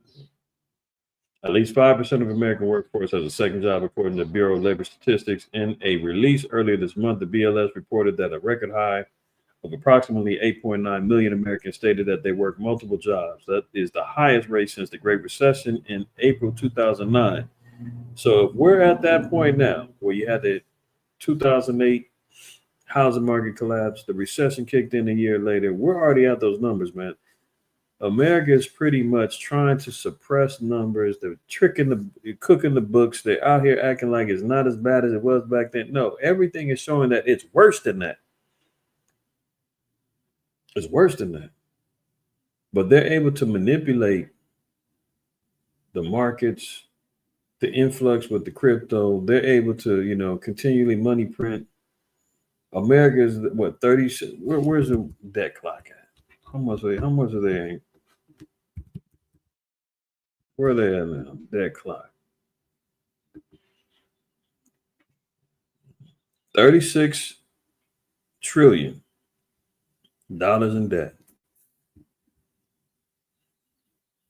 Look at this. Total U.S. debt. I don't even know what that figure is. That's 100,000. That's a million. That's $1 billion. $102 trillion in U.S. total debt. Paying $5 trillion just in interest alone. I mean, can we say that this thing is over with, man? There is no getting out of this. I don't give a damn what's the name was talking about. Agent Orange, make America affordable again. That's a lie from the pit of hell. You know we can't do that. I listened to one brother earlier. He gave a good analogy, man. He said America is like a gambling addict. You lost it all, but you go back to the house and you say, "Hey, man, I'm good for it. You slide me another 5,000, man. I feel hot. I feel lucky. I'm gonna get out of this thing." And no, you ain't getting out. You just further in debt, man. And then guess what? You start reaching out to, debt collectors from the mob and other places, man, who require blood if you don't pay back. And America is teetering on those facets right now, trying to drain everybody that owes them, everybody they can, get some money out of, so they line up the sanctions. Canada, Mexico, I need to tax you, man. I need this money. I owe. And they're like, hold on, we ain't had this agreement with you. You raising up the money. We've been paying you that. No, I need it. I'm in debt. They're gonna kill me if I don't pay off.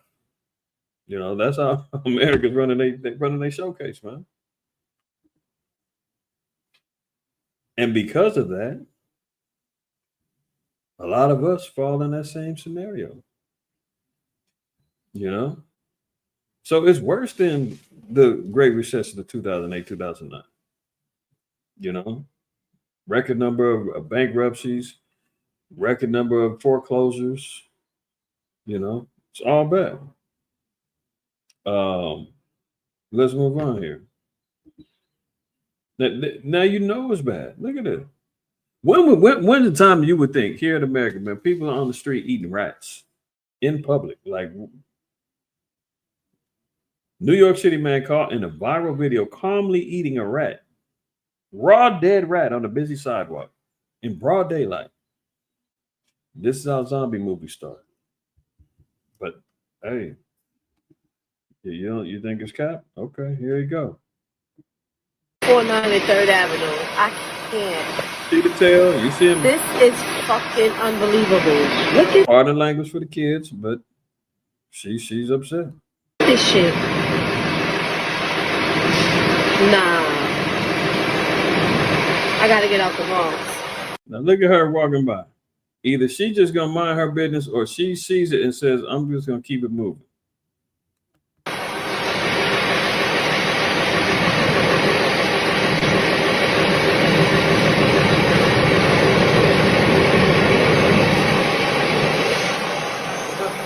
What is he gonna do next with this rat?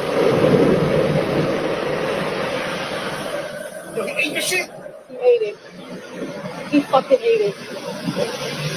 He fucking ate it. He fucking ate it. He ate it. This is it. He fucking ate it.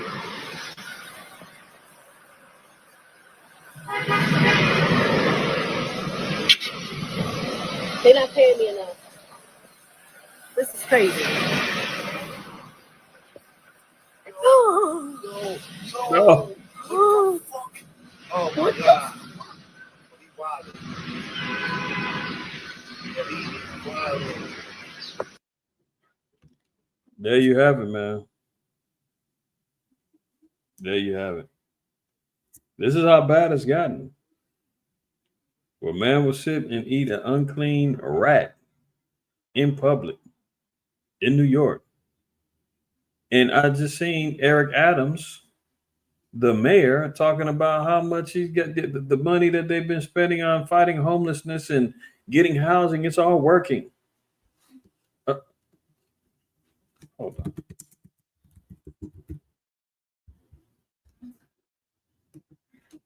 You trying to tell me that there's not a place that he could have went and got a nice little meal at, man, some soup kitchen or something? Apparently, he doesn't feel as though that's possible.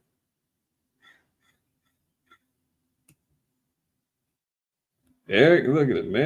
Mayor Adams takes unprecedented action to curb street homelessness, support people with severe mental illness with $650 million investment for the city's most vulnerable population. Where is that at? Cats on the street eating rats, man. You just got $650 million as of January to not only help the mentally ill, but also help homelessness. And you got cats sitting on the streets eating rats, man. That's how bad it is, y'all. That's where we at. Let's move on. And this is even more wild. This is even more wild. DoorDash lets users buy now, pay later for fast food, a possible worrying sign for the economy. I mean, when people are willing to go into debt for a hamburger and fries because they got that, that they got that itch, they gotta be able to eat. You want that food, and it's so cold, and this is getting bad, man. I was at me and my wife was at a soul food spot the other day, and it was some Jakes in front of us. We waiting in line. They're gonna make their order, and whatever they ordered, I seen the ticket price went up. It was like $91. She pulls out the EBT card. I said, "Oh, no wonder you." They on the phone. Yeah, what you want? What you want? And I'm like, "Oh, they out here doing it. Okay." She pulls out the EBT. I said, "Oh, no wonder it was like, get what you want." All right, cool. Hey, good for them. Swipe, not working. Swipe, not working. Guy at the register, he's like, "Here, let me see. Let me try to do it for you." Swipe, not working. Swipe. She get on the phone. Oh, hold on, something going on. And I'm sitting there like, You got to watch your balance. You got to watch what's going on, because when it was all said and done, after about 5-6 attempts, and another 5, 7, 8 minutes waiting in line for this not to work, she had to gracefully bow out that line and walk back to the car and got up out of there real fast. The EBT failing. I don't know if she just didn't have the money in there or what. I don't know. But then I seen this. I said DoorDash is now doing buy now, pay later. You're damn near doing layaway, not layaway, but you financing. People are financing meals now, man. Financing meals. Look, second Ezra 16. What's it say? Where is that at? Second Ezra 16.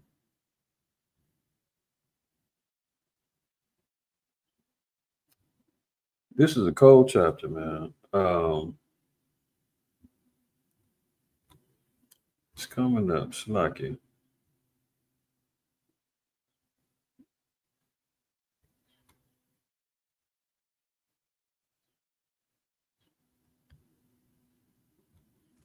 I must have passed it.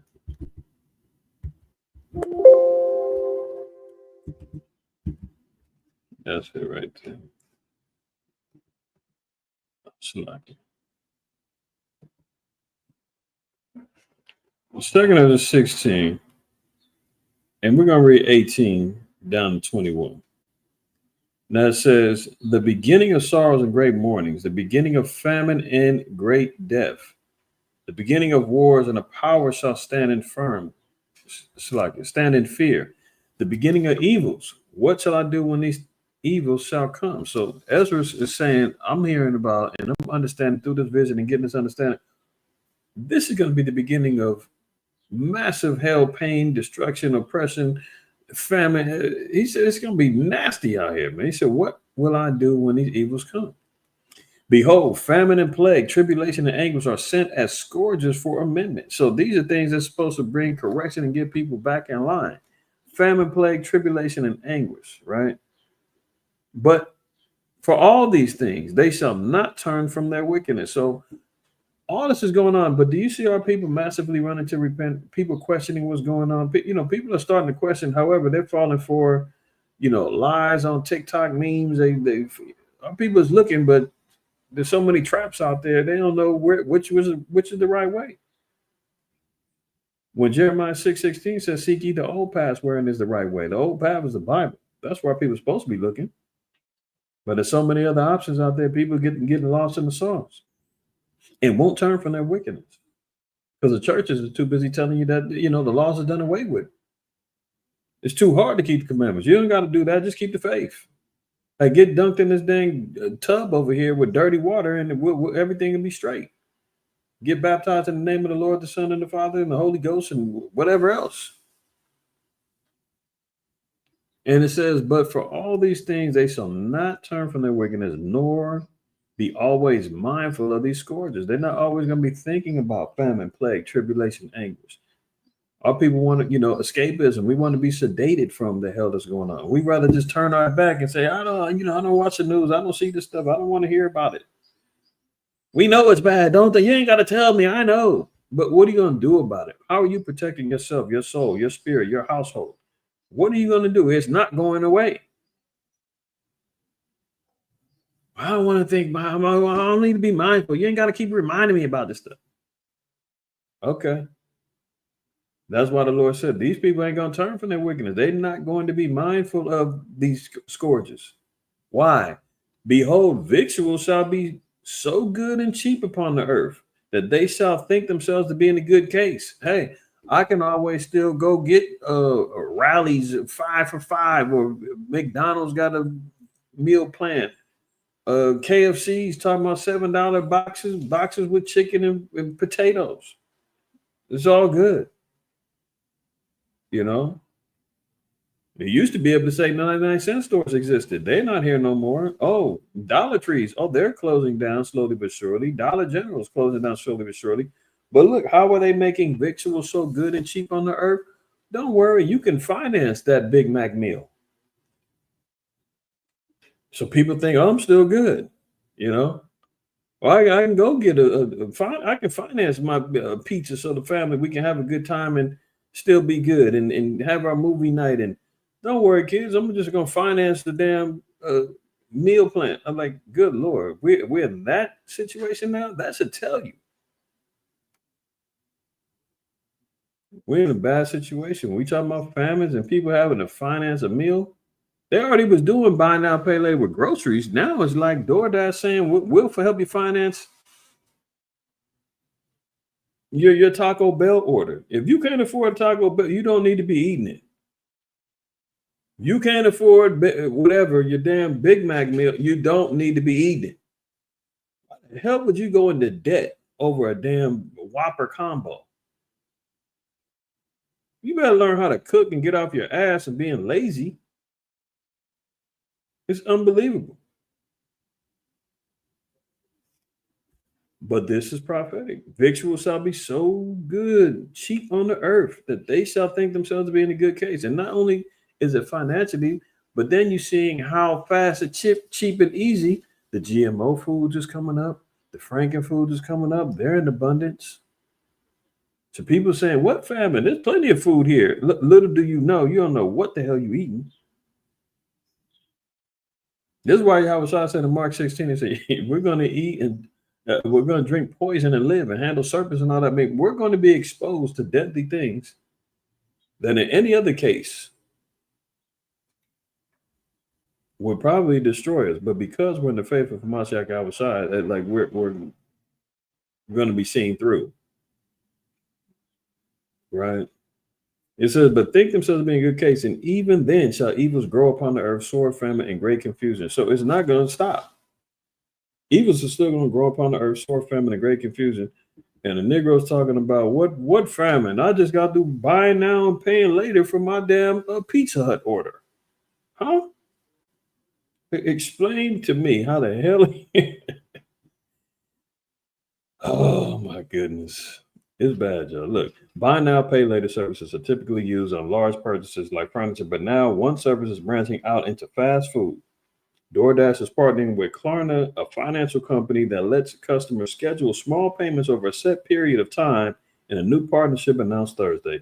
When the option launches soon, DoorDash users can use Klarna to pay in 4 industry payments or deferred payments and let people pick a date that aligns with their paycheck schedules.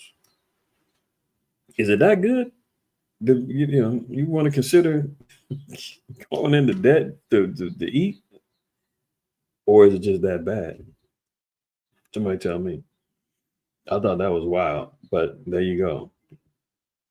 Look at this. Taking $200 out of ATM should not trigger federal financial surveillance. They're not saying that it shouldn't. It is happening. This is part of the Trump administration's battle with cartels. And this is just the beginning. It's just like with 9/11 and them introducing the Patriot Act. Oh, it's to stop terrorism. Oh, this is to stop cartel violence and drug dealing. We're going to need to track ATM transactions of $200 or more of these particular zip codes. There's 30 zip codes across California and Texas. If you use an ATM and you withdraw $200 or more in any one of these zip codes, it gets notified to the Treasury Department that this could be involved in cartel matters. Now, how the hell can $200 be involved in cartel matters unless you're using this as a way or introduction to surveil financial transactions of people in general? You understand? People surrendering their rights to that. Oh, it's to help fight the cartel. Sure, you can monitor my bank transactions, no problem, as long as you're getting the bad guys. Little do you know, you are the bad guy. And when they're able to cut off your finances and you utilize things like civil asset forfeiture to take your money and say, oh, we think it's involved with drug deals, you're going to have to prove that it's not. Good luck fighting us in court. One of President Donald Trump's day one executive orders designated certain international cartels as foreign terrorist organizations, a classification that, according to the State Department, quote, play a critical role in our fight against terrorism and is an effective means of curtailing support for terrorist activities and pressuring groups to get out of terrorism business. Let me get down to the nitty gritty. FinCEN issued a geographic targeting order to further combat the illicit activities and money laundering of Mexico-based cartels and other criminal actors along the southwest border of the United States. According to the announcement, the GTO requires all money services businesses located in 30 zip codes across California and Texas near the southwest border to file currency transaction reports with FinCEN at a $200 threshold in connection with cash transactions. Did you hear that? So the Department of Treasury's Financial Crimes Enforcement Network has now created in a geographic targeting order. They've lined up a whole new precedence of saying, we need you to report and track to us. If anybody's in these 30 zip codes, we want access to know what those transactions was about. $200 or more, we want in. Now you're talking about financial surveillance.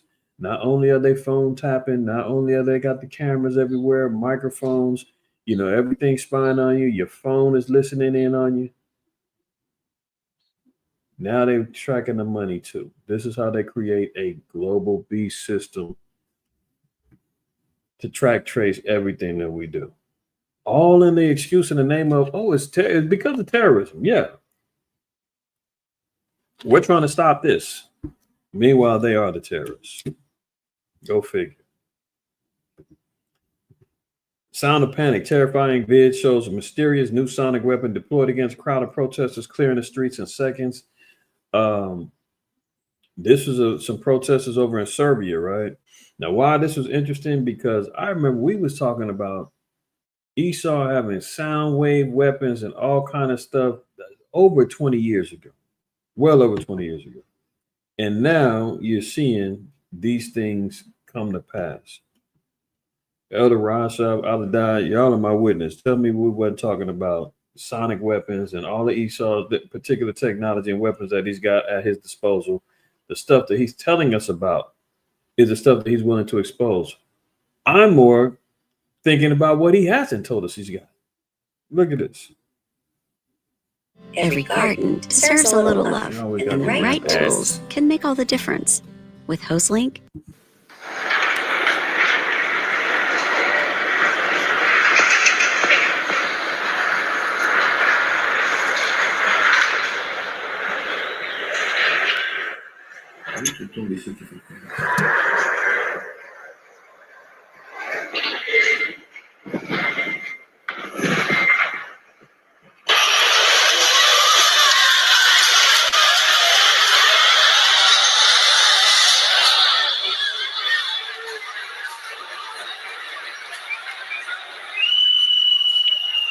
That was from a sonic cannon. Like, what chance in the hell does a Negro think he got to fight against the government or anybody else? That's out of here. An invisible weapon that only affects your ears. It's just like a dog whistle. Blow that dog whistle, man, the dog's gonna go crazy.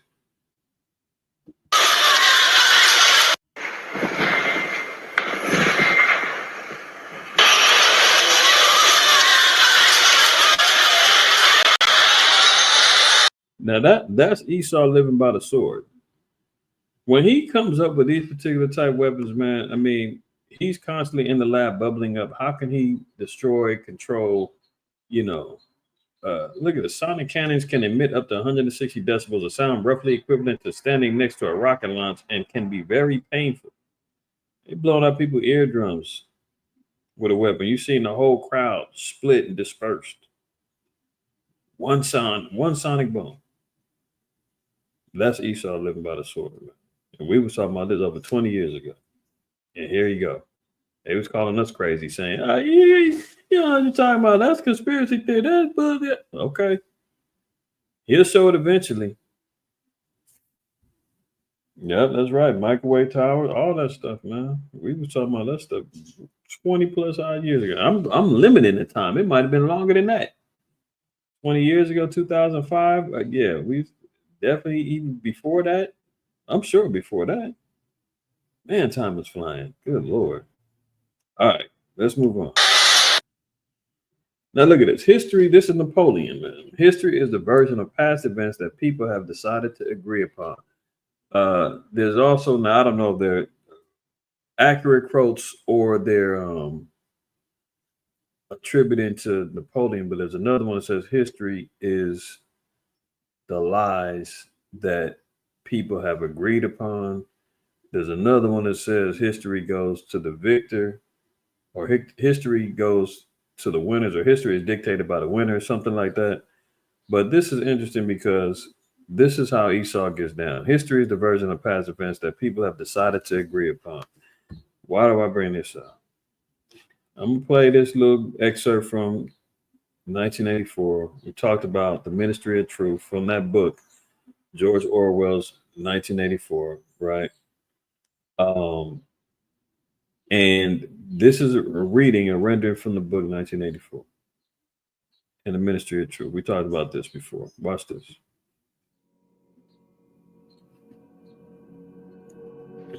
The Ministry of Truth was startlingly different from any other object in sight. It was an enormous pyramidal structure of glittering white concrete. Now, this is, he's reading from the book. This is auditory from the book. Fair use. Let me be clear. Fair use. Matter of fact,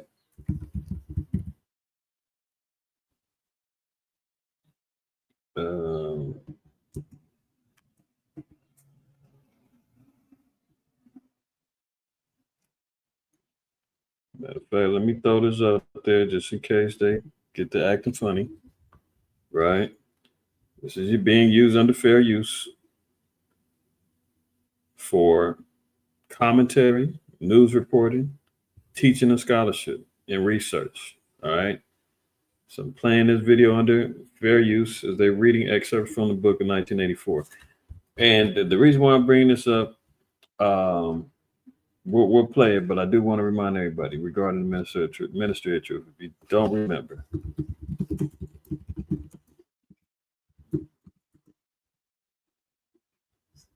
And you'll see why in a second. Now, the Ministry of Truth it's an arm of the government, right? The Ministry of Truth, like the other three ministries, has an ironic name. It purports to be focused on the pursuit of truth, when in fact the ministry is concerned with erasing the truth of the past and presenting and replacing it with whatever the party deems, quote, correct. Those in charge of the ministry decide what the truth is. So if you think about this, right?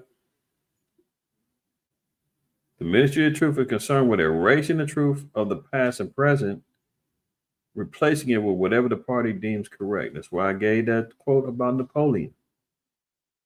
History is dictated by those about the truth that people agree on. Not even the truth, but whatever they agree on, they decide what the truth is, right?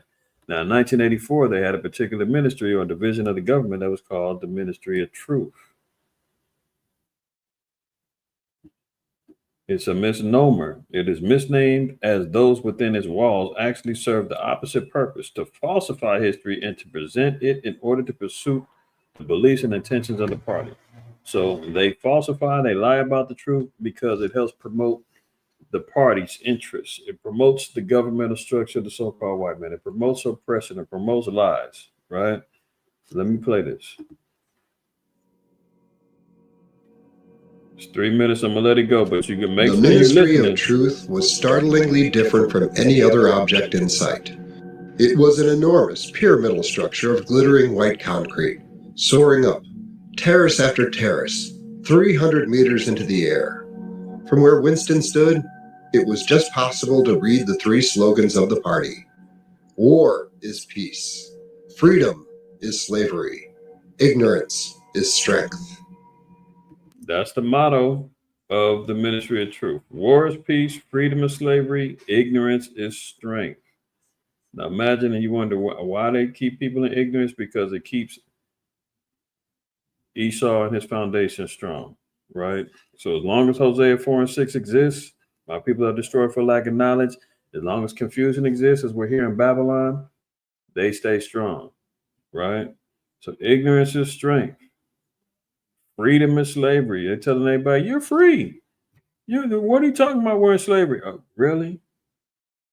The mental shackles are still there. You can't leave the country without a passport. Remember when they had the vid going around? You couldn't go where you wanted to. There was quarantines. There was 6 feet. What freedom? They can snatch it up at any time, right? War is peace. You just got through seeing if you're in particular zip codes, $200 transactions. They want to know about it. Is that freedom? They're telling you we're going to war so that we can create peace. Is that happening? All right. Oceania was now at war with East Asia. Oceania had always been at war with East Asia.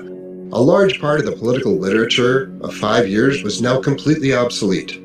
Reports and records of all kinds, newspapers, books, pamphlets, films, soundtracks, photographs, all had to be rectified at lightning speed.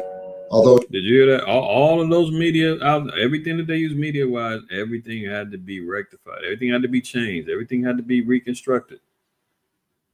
No directive was ever issued. It was known that the chiefs of the department intended that within 1 week, no reference to the war with Eurasia or the alliance with East Asia should remain in existence anywhere. The work was overwhelming, all the more so because the processes that it involved could not be called by their true names. By far the most important reason for the readjustment of the past is the need to safeguard the infallibility of the party. The readjustment of the past to safeguard the infallibility of the party. So they have to change the past in order to safeguard the reputation of the party that was ruling. It is not merely that speeches, statistics, and records of every kind must be constantly brought up to date in order to show that the predictions of the party were right in all cases. It is also that no change in doctrine or political alignment can ever be admitted, for to change one's mind, or even one's policy, is a confession of weakness. If, for example, Eurasia, or East Asia, whichever it may be, is the enemy today, then that country must have always been the enemy.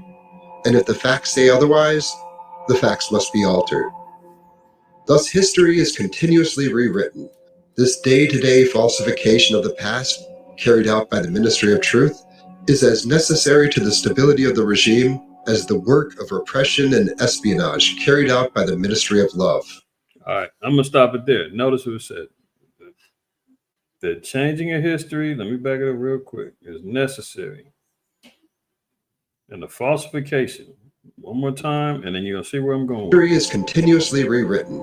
This day-to-day history got to be continually rewritten. This day-to-day falsification of the past carried out by the Ministry of Truth.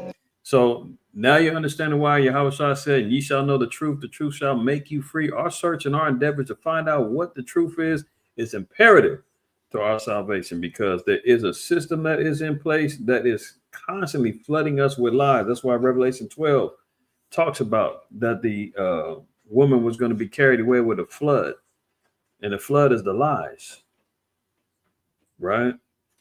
This is why we talked about earlier, the wicked are strained from the womb as soon as they be born, speaking lies.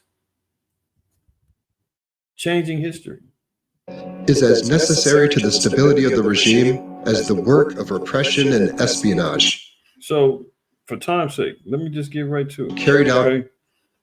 Look at it. Trump shuts down DHS Civil Rights Office and the Oversight Purge. The office tasked with investigation complaints against ICE shuttered, leaving future oversight in question. The Department of Homeland Security has closed its office for civil rights and civil liberties effective Friday, with employees told they will be paid through May 23rd as operations wind down. The move is part of President Donald Trump's broader effort to reduce government oversight in his second term. So getting rid of civil rights officers where you can't fight back, you can't, stand up for civil liberties, so forth and so on, shutting those things down only hinders any particular quote unquote freedoms that, we had, right? Look at this. Some of y'all may have heard this. Trump's U.S. government erases minorities from websites and policies. Did you hear that? We're in this time, Ministry of Truth, right? Erasing history, erasing things. Look at this. From erasing the stories of Navajo code talkers. Do y'all know about the code talkers? If not, you need to do a little research on it. They were instrumental in, I believe it was World War II with communications, because the communications from America was getting intercepted by, I think it was the Japanese. I can't remember off the top of my head. There's a movie too called Wind Talkers, I think, that you can check it out. And it shows you how they recruited and they got the Navajos to speak in the Hopi language to communicate, because their communication was getting intercepted and America was getting frustrated, and they utilized the Navajos to help them communicate and help them win the war. But they said, oh, all that, they're erasing that. That's a good point, Elder. Trump social media is called Truth Social. Ministry of Truth, Truth Social. Very interesting. Good point. From erasing the stories of Navajo code talkers on the Pentagon website to demolishing Black Lives Matter mural in Washington, Donald Trump assault on diversity across the United States government is dismantling decades of racial justice programs. Look at it. Delivering on campaign promise, Republican billionaire made it one of his first acts in office to terminate all federal government diversity, equity, and inclusion programs, which he said led to illegal and immoral discrimination. Now, the DEI, and this is why what happens when you get the sodomites and all of them latching on to civil rights movements, latching on to the struggles of the Black, Hispanics, and Native Americans, they go in, they compromise the whole movement, and now it turns into some sexual agenda based upon, you know, their preferences, and transmissions want to change they engines, and you feel what I'm saying? And now it turns into, oh, well, guess what? We got to throw the baby out with the bathwater. So when they came in and they compromised it, like with Black Lives Matter and everything else gets thrown out. Let me see down here.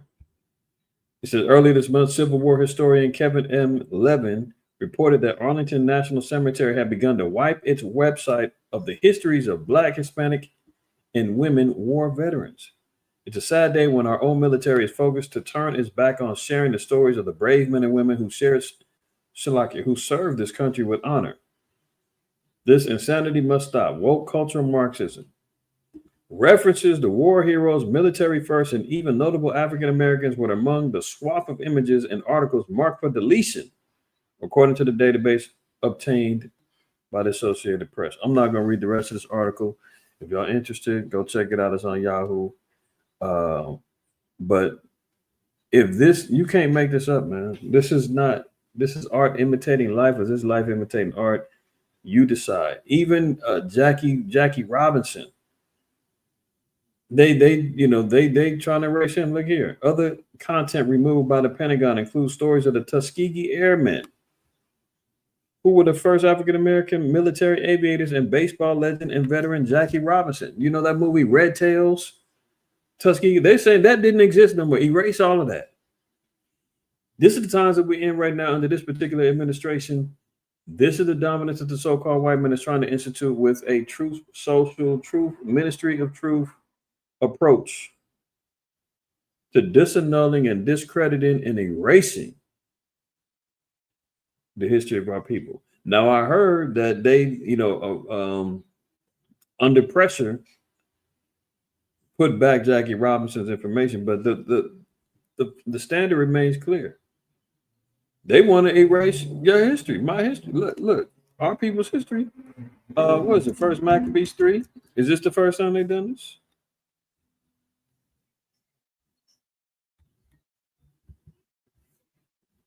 First Maccabees 3:48, and laid open the book of the law, wherein the heathen has sought to paint the likeness of their images. So what did they try to do? They opened up the books of the law and defaced the history, paint the likeness of their images, right? This is what they was up to. How about the first? Let's go 2 chapters over. Chapter 1. What did they do?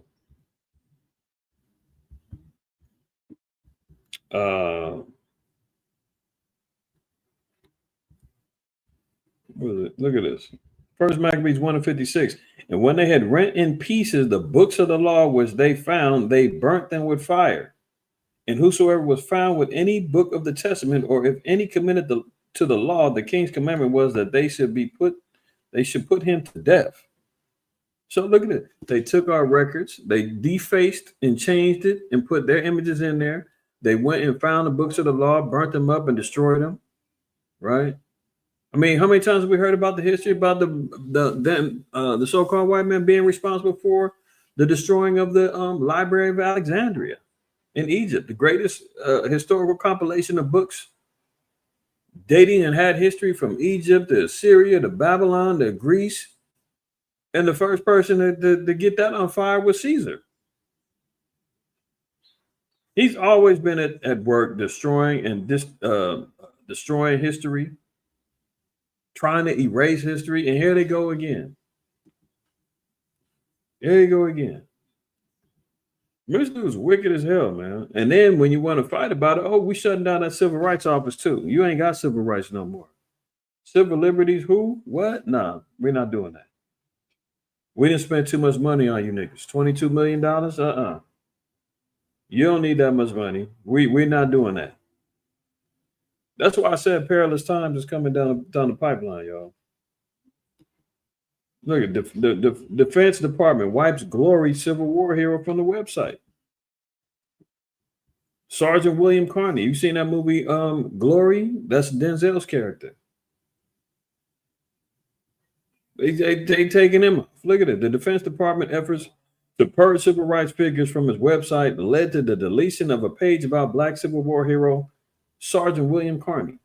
That link once directed readers to a biography about the Medal of Honor winner who inspired Denzel Washington's character in 1989 movie Glory. It now leads to a 404 error page with the letters DEI in its URL. Defense Secretary Pete Hegseth, the former Fox News personality appointed by President Donald Trump, has made eliminating diversity, equity, and inclusion, or DEI, from the Defense Department's public platforms a high priority. So they're trying to say that this diversity, equity, and inclusion shows favoritism to Blacks and Hispanics and women and Transformers and the Sodomites and everybody else. Oh, they got an unfair advantage because they're being shown attention. That ain't got nothing to do with acknowledging the fact that you had so-called Black, Hispanic, and Native American heroes that help uplift and uphold this damn demonic country. And they're saying, oh, erase their history. We don't want any traces of them fighting for the beast, fighting for this great harlot. You know, this is where we at, y'all. For time's sake, I'm going to keep it pushing. 12 dead, including the famous singer. The plane crash off a remote island. Just another thing to throw in there. Another plane crash. Heathrow Airport catching on fire. I mean, this is weekly. Unbelievable. FDA recalls popular cheese brand in 4 states over possible metal contamination. This is Aldi's Happy Farms, Colby Jack shredded cheese, been recalled. They found metal fragments. If you're in Connecticut, Michigan, Ohio, Pennsylvania, you got some cheese from Aldi's, the Colby shredded, you might want to take that back. There's a recall on it, metal contaminations, as they continually, keep messing with the food supplies. You name it. I've definitely bought this cheese before and been at Aldi's before, but not of recent, and I don't have any. And although it doesn't affect our state, but just keep your head on the swivel, y'all. There's always some things going on out there with, this food supply. It seems to be getting sabotaged on the regular. Mass shooting in New Mexico just broke this morning. Overnight, at least 3 people have been killed, 16 injured in a horrific mass shooting in New Mexico City Park. As mayor confirmed, the bloodbath took place at Las Cruces Young Park at around 10 p.m. on Friday. The chaos unfolded during a monthly street takeover of modified sports cars attended by around 200 people. Sounds like, our people caught in the Jeremiah 4:22 scenario. Mass shooting, and that's the problem, man. Our people, we can't even come together just on some food. I mean, but let alone, you know what? I can't even defend that because guess what? They was out there acting the fool on the Shabbat. So whoever got it got what they was the judgment of the Lord. That's why we read earlier in Sirach 16 where it says, "Who can know the justice of the Most High?" Like you got to take it on the chin and say, guess what? If those 200 people was keeping the Sabbath, they'd had their asses in the house or in a classroom or watching a video or resting, doing what they need to do. And guess what? 3 people wouldn't have died and 16 people wouldn't have been injured if they did what the Lord told us to do on his rest day. But no, Jeremiah 4:22, for my people is foolish. They have not known me. They are sottish children, and they have none understanding. They are wise to do evil, but to do good, they have no knowledge. And that's the problem with our people. Unbelievable. So I'm ended there, y'all. I'm ended there. A lot to meditate on, a lot to digest, right? You know, yeah, the Bible will be taken away next. Yeah, I mean, you know, they're already throwing out so many different versions, so many different avenues of understanding, you know, the Bible in itself, book burning campaigns. I mean, sure, that's always on the table. Always on the table, right? Kind of that's it. That's it right there, man. So y'all know what time it is, man. That's where we at. That's where we at, y'all. All right. All praise, honor, and glory to the Most High while you're outside, man. I'm gonna go on and get up out of here, man. We got to close the Sabbath class coming up at 4:15. Prayerfully, man, if y'all in the spirit and you got the time, you got the effort, you got the spirit, you want to continually support us here at MOTC, man, tune in. Tune in with us live. You feel me? And it ain't gonna hurt you, you know. But it will be appreciated with the support. Make sure if you have not already, man, wipe them feet, man, on your way out. Hit that like button, man. Let's make sure that this algorithm knows what time it is.